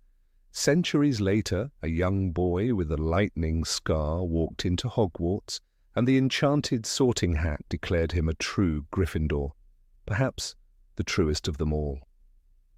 "You would have done well in Slytherin," the hat whispered, but Harry chose bravery. That single act of will echoed the same values that Godric himself built into the very stones of Hogwarts. It was not bloodline or heritage that mattered to Gryffindor, but heart, a conviction that became Harry's creed throughout his life. Fans who believe in the Harry as founder theory point to the sword as the clearest link. The sword of Gryffindor, shining with goblin silver and set with rubies the colour of phoenix fire, appears only to those who prove themselves worthy of its founder's name. It appeared first to Harry in the Chamber of Secrets, called forth in his hour of need. The hat gave it to him, and with it the strength to slay the basilisk. But the sword itself carries an ancient enchantment. It presents itself to a true Gryffindor. What if, these theorists ask, it recognized not a descendant, but its creator? The blade that once belonged to Godric might have felt the same magic, the same essence of spirit that forged it in the beginning. The name Potter deepens the mystery. A potter shapes clay into lasting form. He molds something raw into something eternal. That is precisely what Godric Gryffindor did when he helped shape the foundation of Hogwarts. Harry's destiny, too, was to rebuild not just a broken world after Voldemort's fall, but the meaning of courage itself. After the war, many believe Harry's story did not end with peace and family. The theory claims that he was chosen by magic itself, or perhaps by Dumbledore's final enchantments, to travel back through time. In some versions, Fawkes the Phoenix is the one who carries him, as phoenixes are creatures of both death and rebirth, the guardians of cyclical time. The notion of time is crucial to this legend. In Harry Potter and the Prisoner of Azkaban, J.K. Rowling introduced readers to the Time Turner, a delicate device that bends the natural order. "Mysterious thing time," Dumbledore says, "powerful, and when meddled with, dangerous." But what if the greatest meddling was yet to come, not a few hours backward, but centuries? After the Battle of Hogwarts, Harry had become not only the symbol of the wizarding world, but the vessel of its deepest magic. His connection to both life and death was unique, forged through the Hallows. Holding the Elder Wand, having faced death itself, he had crossed a boundary few wizards ever could. In that moment he might have become a conduit for magic far older than even Dumbledore understood. Imagine a world rebuilding after war, the Ministry in chaos, Hogwarts scarred, its walls blackened by curses, Harry restless, no longer belonging to any time. One night, perhaps, he wanders into the Forbidden Forest again, drawn by an old presence, the whisper of Fawkes, Dumbledore's loyal phoenix. The creature of flame circles him once, twice, and with a burst of golden fire carries him beyond the reach of the living. When the light fades, the forest is the same, and not the same. The castle that once stood above the trees is gone, the air hums with primitive magic, and Harry, dazed and alone, has no memory of who he was. Only his courage remains, that eternal fire in his heart. In this version of events, Harry Potter becomes Godric Gryffindor not by choice but by fate. Stripped of memory, his instincts guide him.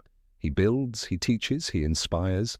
He gathers others to him, a wise witch from the moors, Rowena Ravenclaw, a gentle healer, Helga Hufflepuff, and an ambitious, restless wizard named Salazar Slytherin. Together they form the vision that will one day become Hogwarts. And in a strange twist of destiny, Godric, who is Harry, insists that the school must protect not only the noble and pure, but the brave and the good of heart. The man who once fought Voldemort's obsession with blood purity ensures that courage, not lineage, becomes one of the pillars of magical education. The parallels between Harry and Godric extend beyond personality. Gryffindor's symbol, Pete the Lion, mirrors the qualities Harry embodied: leadership, loyalty, and ferocity in defense of others. The sorting hat itself once belonged to Godric. Centuries later, it recognized Harry as one of its own. In Harry Potter and the Chamber of Secrets, the hat proclaims, "You belong in Gryffindor, where dwell the brave at heart." But what if it wasn't merely describing a house? What if it was acknowledging a reunion? The magic within the hat could have recognized the soul that once gave it life. Rowling's books are filled with cyclical symbols: rebirth, prophecy, and history repeating itself. The boy who lived might also be the man who lived again, reborn through time, to create the very sanctuary that would one day protect his younger self. The room of requirement, the enchanted staircases, the living portraits. Hogwarts is alive, a sentient force that remembers. Could this memory exist because its founder still lived within its stones? The castle always responded to Harry as if it knew him. Doors opened, the sword appeared, even the ghosts treated him with an intimacy reserved for an old friend. The theory also draws strength from Dumbledore's cryptic words.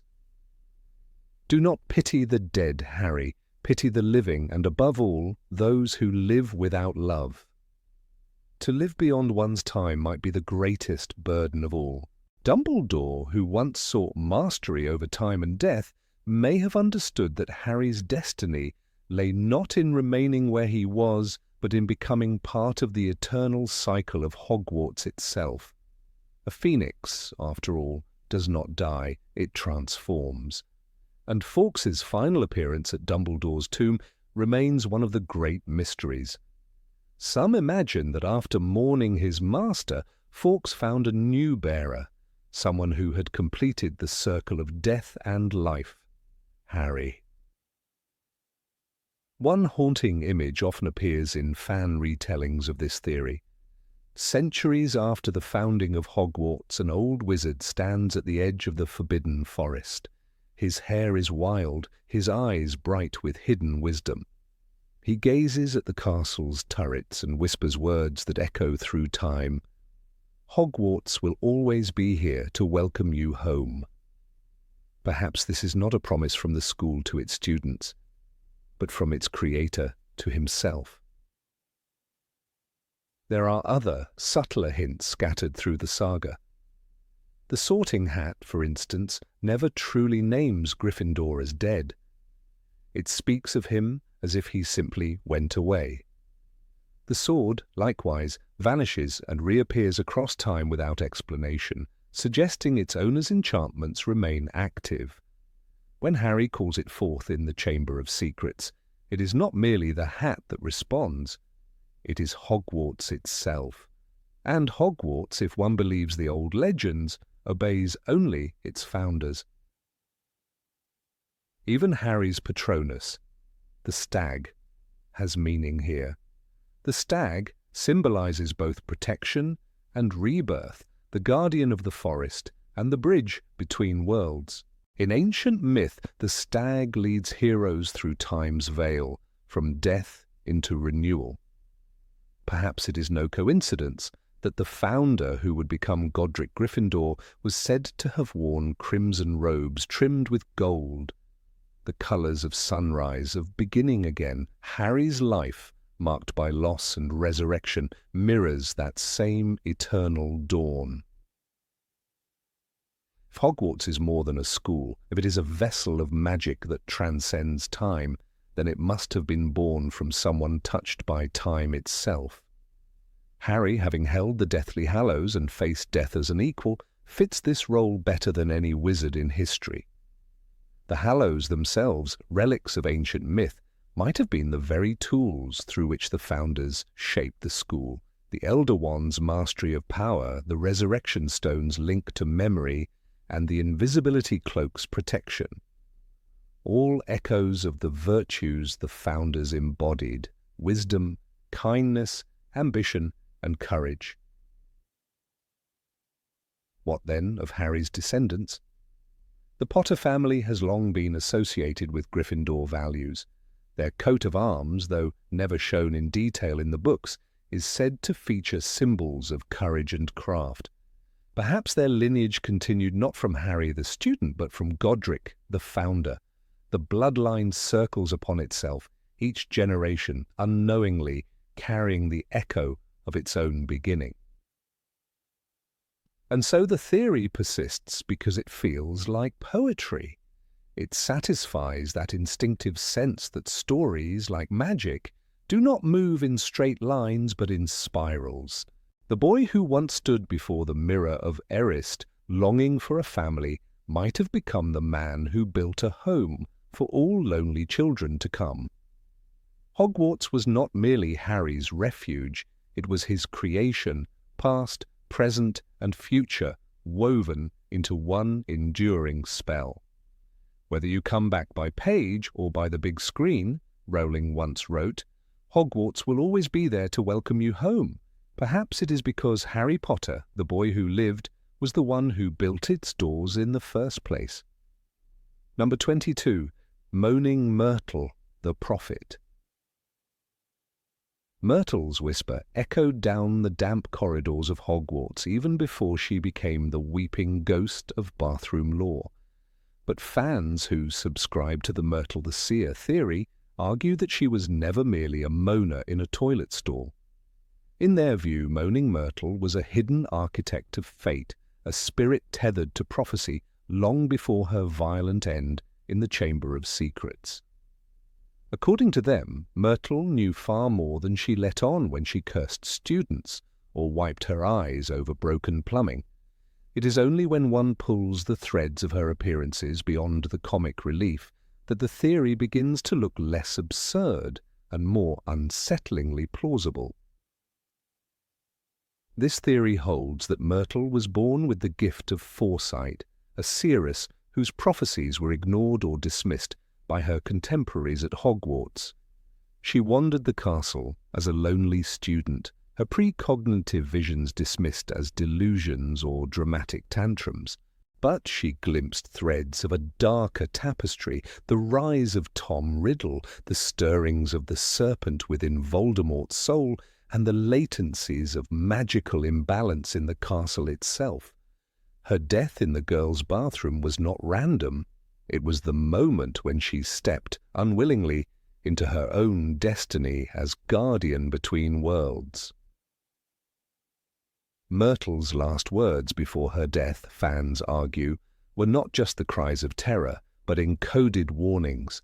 She spoke of a great evil that would awaken in Hogwarts and of a boy with a snake in his heart. These phrases, odd and portentous, echo across the series. The great evil is plainly Voldemort's return, and the snake in his heart recalls the basilisk, the Parseltongue connection, and the shared soul fragment he bore with Harry. Myrtle's dying utterances thus form a compressed prophecy, hidden in metaphor that only later readers and attentive students might decode. After her death, Myrtle remained bound to her bathroom realm, but not merely as a sorrowful spirit. According to the theory, she evolved into a spectral sentinel, a boundary keeper whose presence prevented the basilisk from utterly subjugating Hogwarts. In this view, Myrtle's ghost was part of the magical equilibrium of the castle. As long as she remained present, the basilisk's power couldn't fully gain traction because another consciousness, one that had foreseen its rise, resisted its control. The basilisk might have devastated students, but she obstructed its full dominion. One pivotal moment cited by believers occurs in Harry Potter and the Chamber of Secrets when Myrtle guides Harry, or at least steers him, into the bathroom where he finds the message about the multilinguistic potion, Polyjuice Potion. When Hermione says, "She was always in that stall, wasn't she?" Or when Harry observes Myrtle drifting near the entrance, fans suggest this is no mere coincidence. Myrtle, the unseen guide, had directed them to the only accessible bathroom, nudging events toward revelation. That small act of coincidence becomes, under the theory, deliberate guidance from a ghost who knows more than she lets on.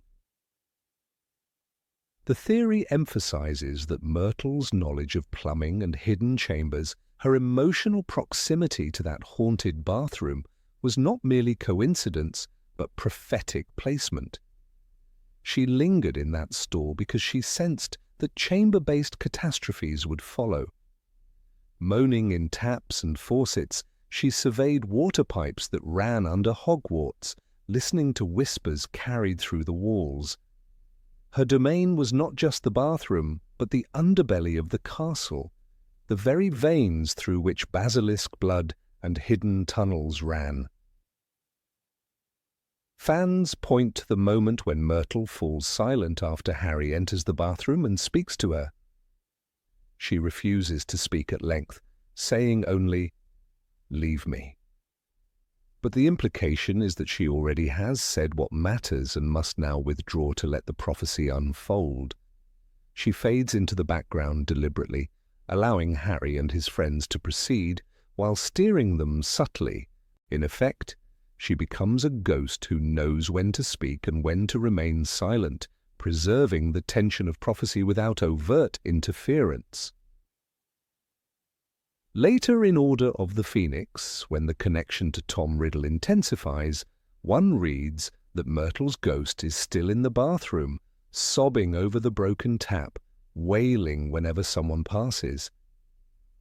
But in the framework of the prophecy theory, those cries are not just lamentation, but echoes of a spirit still watching, still guarding thresholds.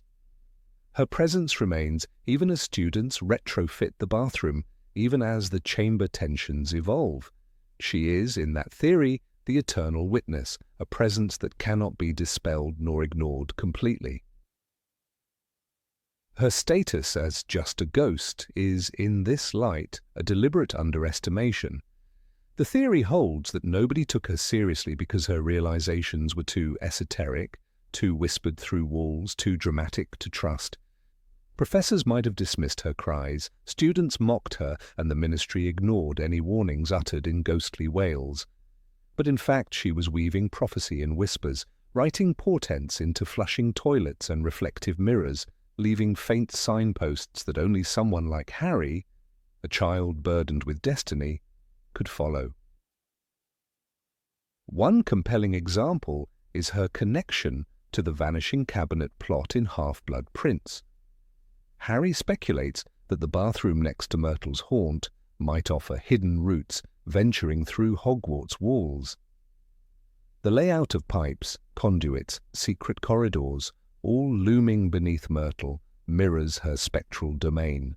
If she truly knew cavernous underlevels, if she sensed the importance of walls and hidden passageways, then her presence near those networked spaces is less random. The plumbing conduits mirror the secret passages. The ghost haunting the pipes is whispering among those conduits. When Umbridge encounters Myrtle in Order of the Phoenix, the ghost sobs and wails and repels her. Staff might view this as a nuisance. The theory sees it differently. Myrtle rejects interference from those she has not chosen, guarding her territory. In resisting Umbridge, she defends the invisibility of secrets in the bathroom sphere, ensuring that no overbearing official removes her leverage or closes off the hidden infrastructure she monitors. Officials trying to sanitize or alter the bathroom cannot succeed without facing her spectral protest. The idea also accounts for Myrtle's unique ability to cross the boundary between life and death. She is, in the theory, a guardian between realms, holding open the liminal space so that a powerful force like the basilisk cannot fully claim Hogwarts. If she were simply an ordinary ghost, her presence would be incidental, but if she were a prophetic warden bound by magic and fate, then her moans and sobs serve a critical metaphysical function, resisting the shift toward dark domination. Consider, too, the moment when Harry casts Parseltongue to speak to the basilisk in Chamber of Secrets. He senses the echo, the resonance of voices within walls. The basilisk is constrained, perhaps because Myrtle's unseen resistance is threading through the same conduits. Her presence is not in direct confrontation, but in a quiet balance, a countercurrent preventing total collapse. The students believe only one mind holds the wand. The ghost believes she holds the thresholds. Supporters further point to Myrtle's line that the thing she saw was a monster in the water, as though she already foresaw serpentine danger lurking in Hogwarts plumbing. Her obsession with taps and pipes, with water systems, might symbolically represent her attunement to hidden danger beneath the surface. She knew that water conduits, ghostly networks, secret moans, these were conduits of prophecy as well as physical motion. The basilisk, after all, moves through pipes. Myrtle's ghost resides near taps. The alignment is uncanny. This theory requires us to see Myrtle not as a tragic comic figure, but as an improvisational prophet, adapting her cues to the evolving threat. She guides, but subtly. She resists, but invisibly. She weeps, but in tears carries encoded warnings. The key to her prophecy is not grand statements, but the placements of those statements, the times she appears, and the strategic silences she holds, all designed to nudge events in directions she foresaw. At its heart, believing Myrtle the Seer transforms the castle ghost into an active mythic agent. She becomes the guardian of Hogwarts' hidden thresholds, the unseen scribe of prophecy, the spectral midwife to Harry's revelations. She is, in short, neither incidental nor peripheral. She is the keeper of doors, the watcher in the pipes, the soft voice in pipes that cried of danger before the danger fully woke. When viewed through that lens, her coincidences begin to resolve into signs. Signs written in sobs and water, signs carried on taps and dripping faucets, signs that directed Harry, protected Hogwarts, and reflected the weight of prophecy whispered in ghostly wails. Number 23, Tom Riddle, Dumbledore's Experiment. The notion strikes like a thunderclap. Albus Dumbledore, in his youthful arrogance, conceives the idea of fashioning his own masterpiece, Tom Marvolo Riddle. From this vantage, Dumbledore does not merely discover a dark wizard and oppose him, he is the hidden architect. He shapes Riddle's very essence, as if conducting an alchemical experiment on the limits of human soul. The theory insists that Dumbledore, in his ambition to understand evil intimately, set out to engineer a child born with magical predisposition but starved of love, empathy, a human heart, and that Tom Riddle spiraled into monstrousness, fulfilling the designer's fears rather than his hopes. According to adherents of this theory, the process began when Dumbledore, as a young man, encountered traces of dark magics and became obsessed with the question, what is the core of evil? That compulsion drove him to attempt a transmogrification of nature, to grow a soul predisposed to darkness. In this twisted view, Dumbledore manipulated magical bloodlines, ensuring that Riddle's ancestors, including Marvolo Gaunt, carried latent magic so potent as to merge perfectly with Dumbledore's own designs. Thus, Tom's birth would not be natural in the moral sense but engineered. His curse of isolation, his orphanage background, his lack of maternal connection, all deliberately orchestrated.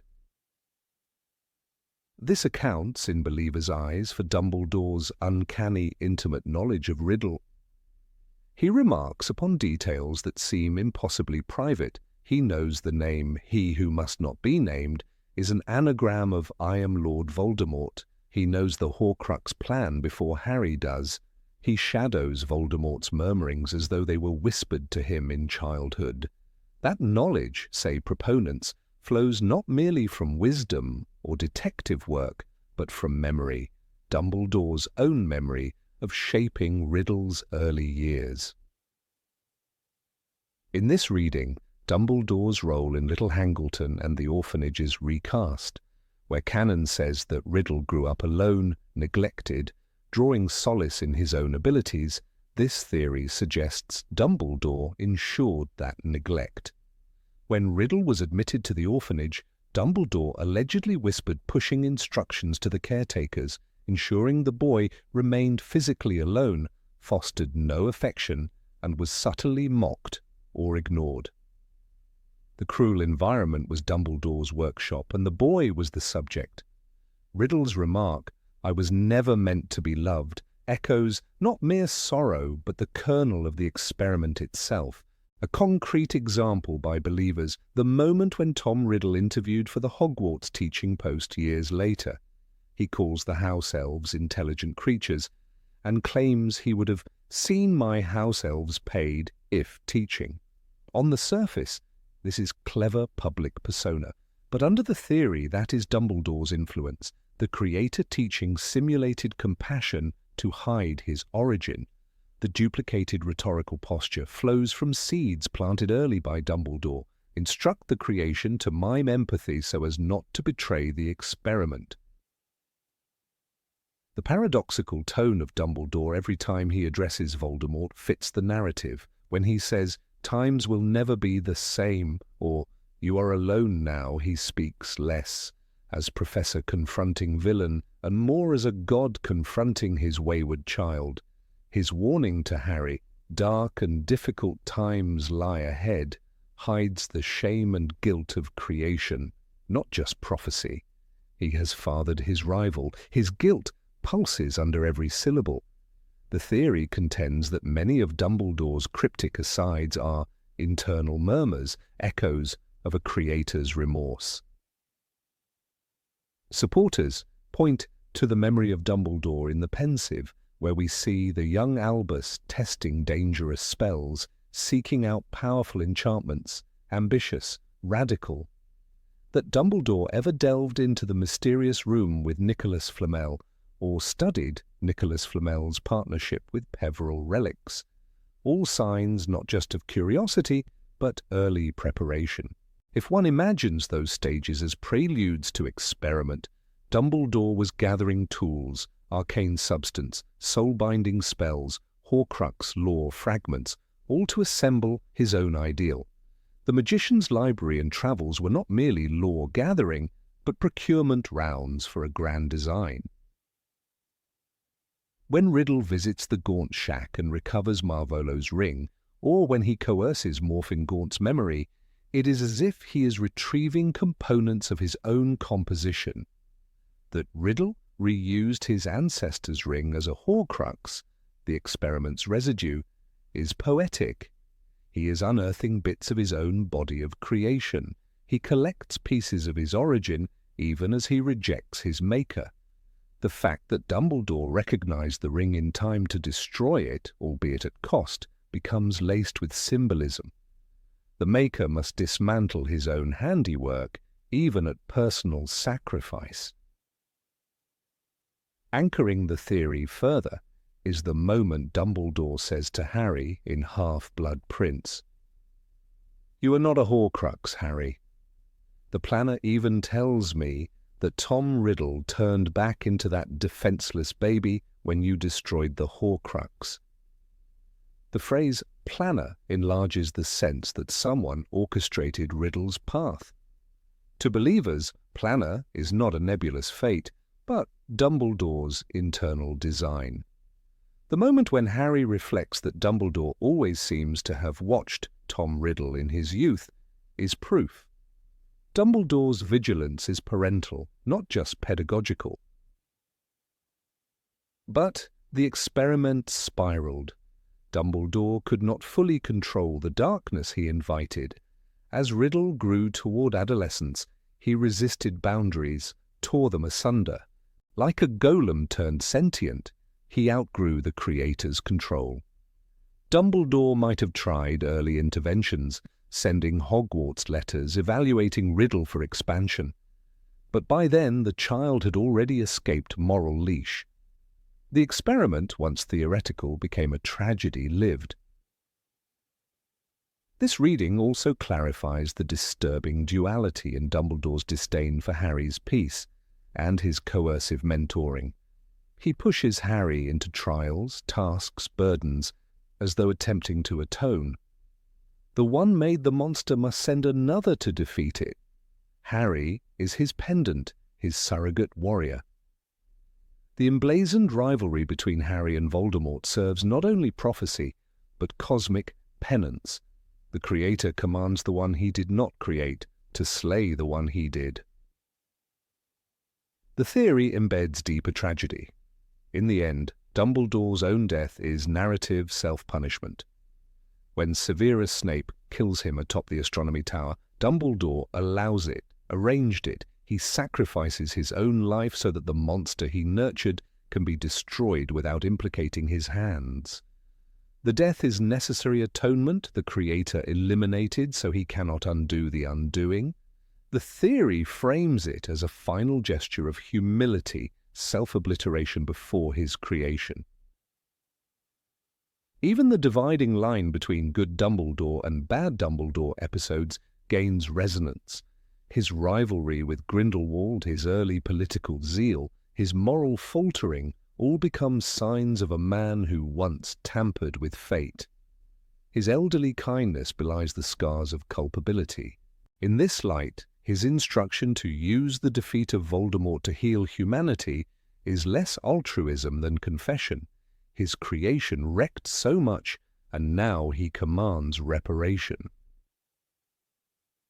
When Hermione finds Tom's diary in Chamber of Secrets, and it speaks as though it remembers details even from Hogwarts time, the uncanny memory echoes Dumbledore's memory too.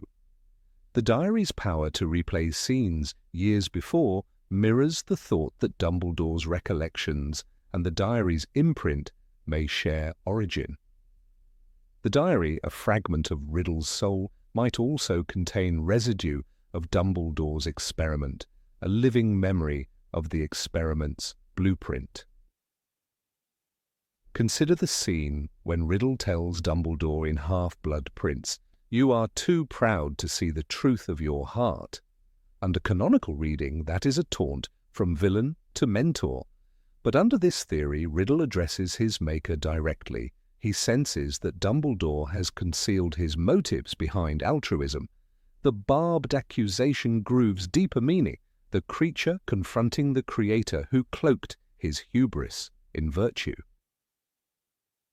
Ultimately, this fan theory gives Dumbledore a new tragedy. Not only is he wizard, strategist, mentor, he is also a tortured father perpetually haunted by his child's ruin.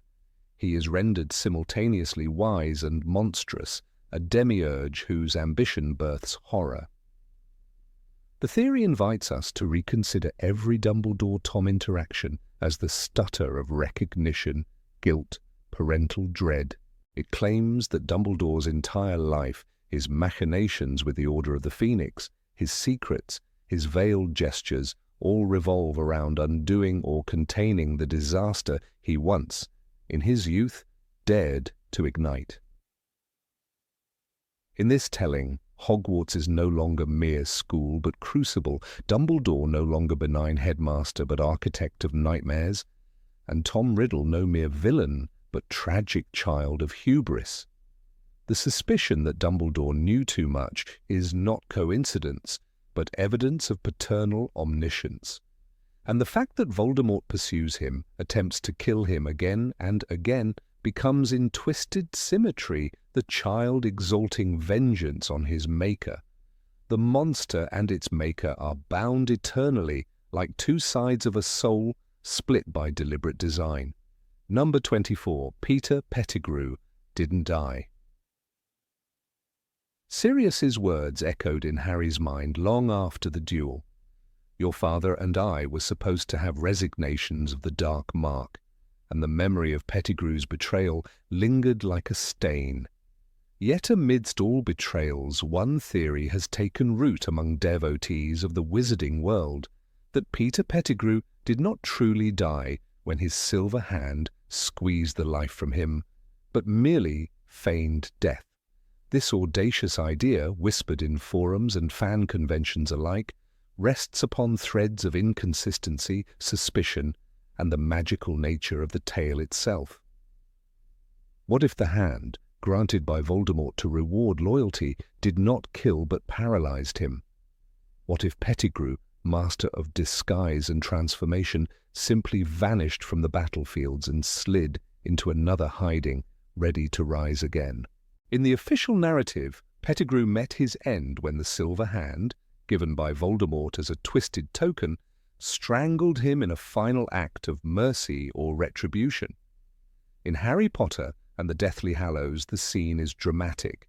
Hermione watches a hand, silver and shining, constrict around Pettigrew's throat, and Peter's body collapsed.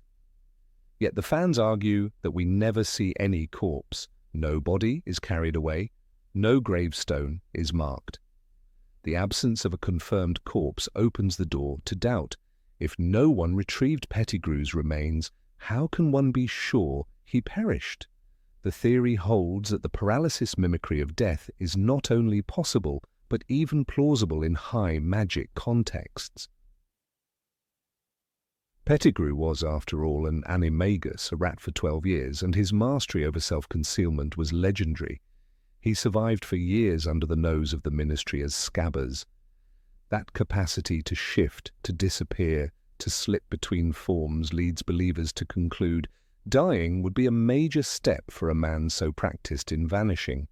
Instead, if the magical hand immobilized him, he could have lain motionless until the battle subsided, only to reawaken unseen. No human would think to search for a rat-like corpse in the chaos. The more one dwells on his cunning and stealth, the more a feigned death becomes not improbable, but almost natural in his case. One of the theory's keystones is the nature of the silver hand itself. That artifact was given by Voldemort, a dark creation tied to the power of his resurrection. We know that objects in the Potterverse can carry enchantments, curses, even hidden spells. The fan conjecture runs, perhaps the hand did not kill by magic, but instead issued a petrifying or paralyzing curse, leaving Pettigrew in a death-like state. The notion that the very instrument of his supposed death might be tampered with, or intrinsically unreliable, shakes the foundation of the canonical version. Because the hand was so intimately bound to Voldemort's magic, some argue it could even heal, or revive, or mask its effects. Think of how, in Harry Potter and the Order of the Phoenix, Professor Moody, Barty Crouch Jr. disguised, discusses magical concealment and trickery. Illusions, transfiguration, even enchantments that fool the eye. In the wider lore, there are potions and spells that simulate death, such as Draught of Living Death. If Voldemort's hand carried a specialized enchantment, perhaps it replicated the effect of such draughts. If Pettigrew lay still, breathing shallowly, appearing dead to those watching, no one would suspect that he was waiting. And among the wreckage of Death Eater defeat, a motionless body would easily be overlooked.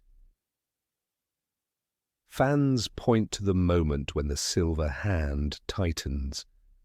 The awful gleam in the eye of Pettigrew, and then the gasp that died in his throat.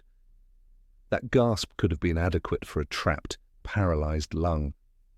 That the body collapses and lies still is consistent with paralysis. It is never described in narrative with pulsing arteries or cadaverous pallor. No onlookers physically verify death by touch. No heartbeat, no pulse described. The tale moves on to Voldemort's resurrection, and Pettigrew is simply gone. That narrative seam and unexamined body suggests to believers a hidden gap. One particularly persuasive fan narrative recounts that Pettigrew, freed from the Hand's grip after apparent battle collapse, slipped into the forgotten nooks of Wizarding Britain. They imagine a hidden lair, perhaps within a disused passage of the Ministry, a derelict cave under the Highlands, or even abroad in Eastern Europe. He might adopt a form of shadowy life, taking new identities, observing the dawn of the Second Wizarding War, biding his time. In that version, he watches the rise of Voldemort a second time, manipulating events, whispering rumors, ever present but unseen.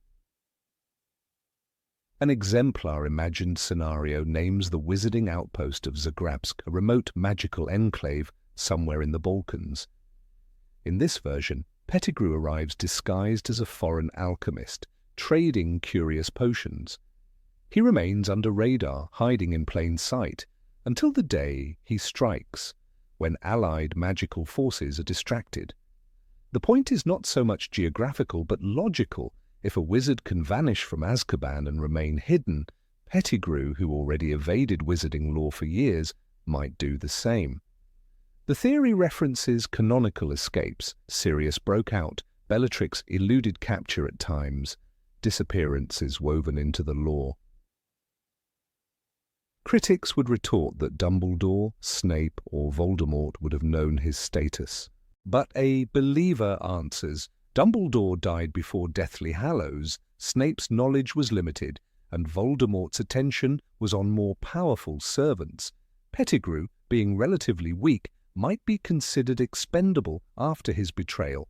Thus, no thorough search was conducted. Over time, his survival became less a subject of concern.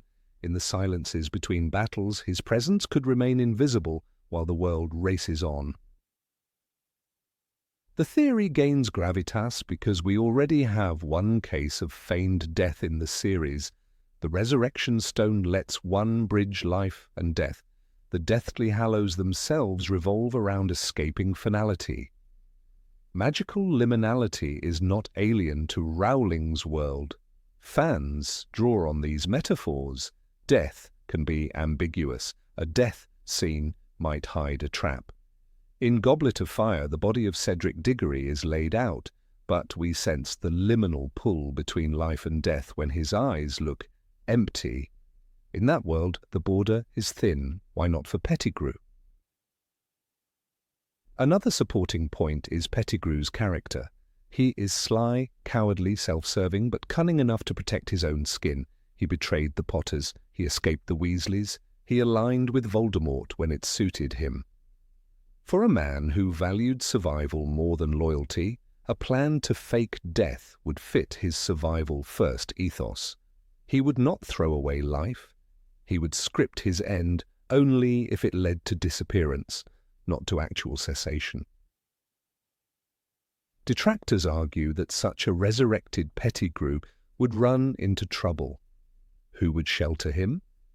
But believers answer that the magical underground is vast. There are safe houses, secret enclaves, the unplottables. Magic users with neutral or shady alliances might take him in.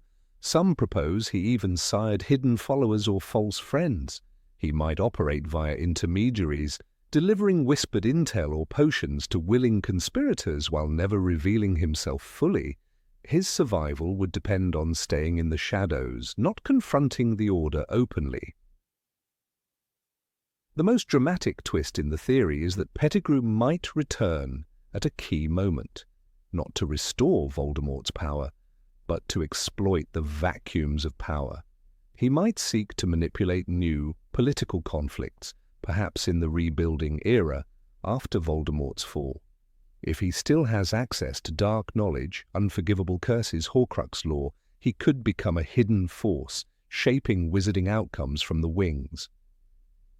In fan fiction retellings, he emerges in the late 2020s of the wizarding world to contest wizarding governance, silently sowing dissent.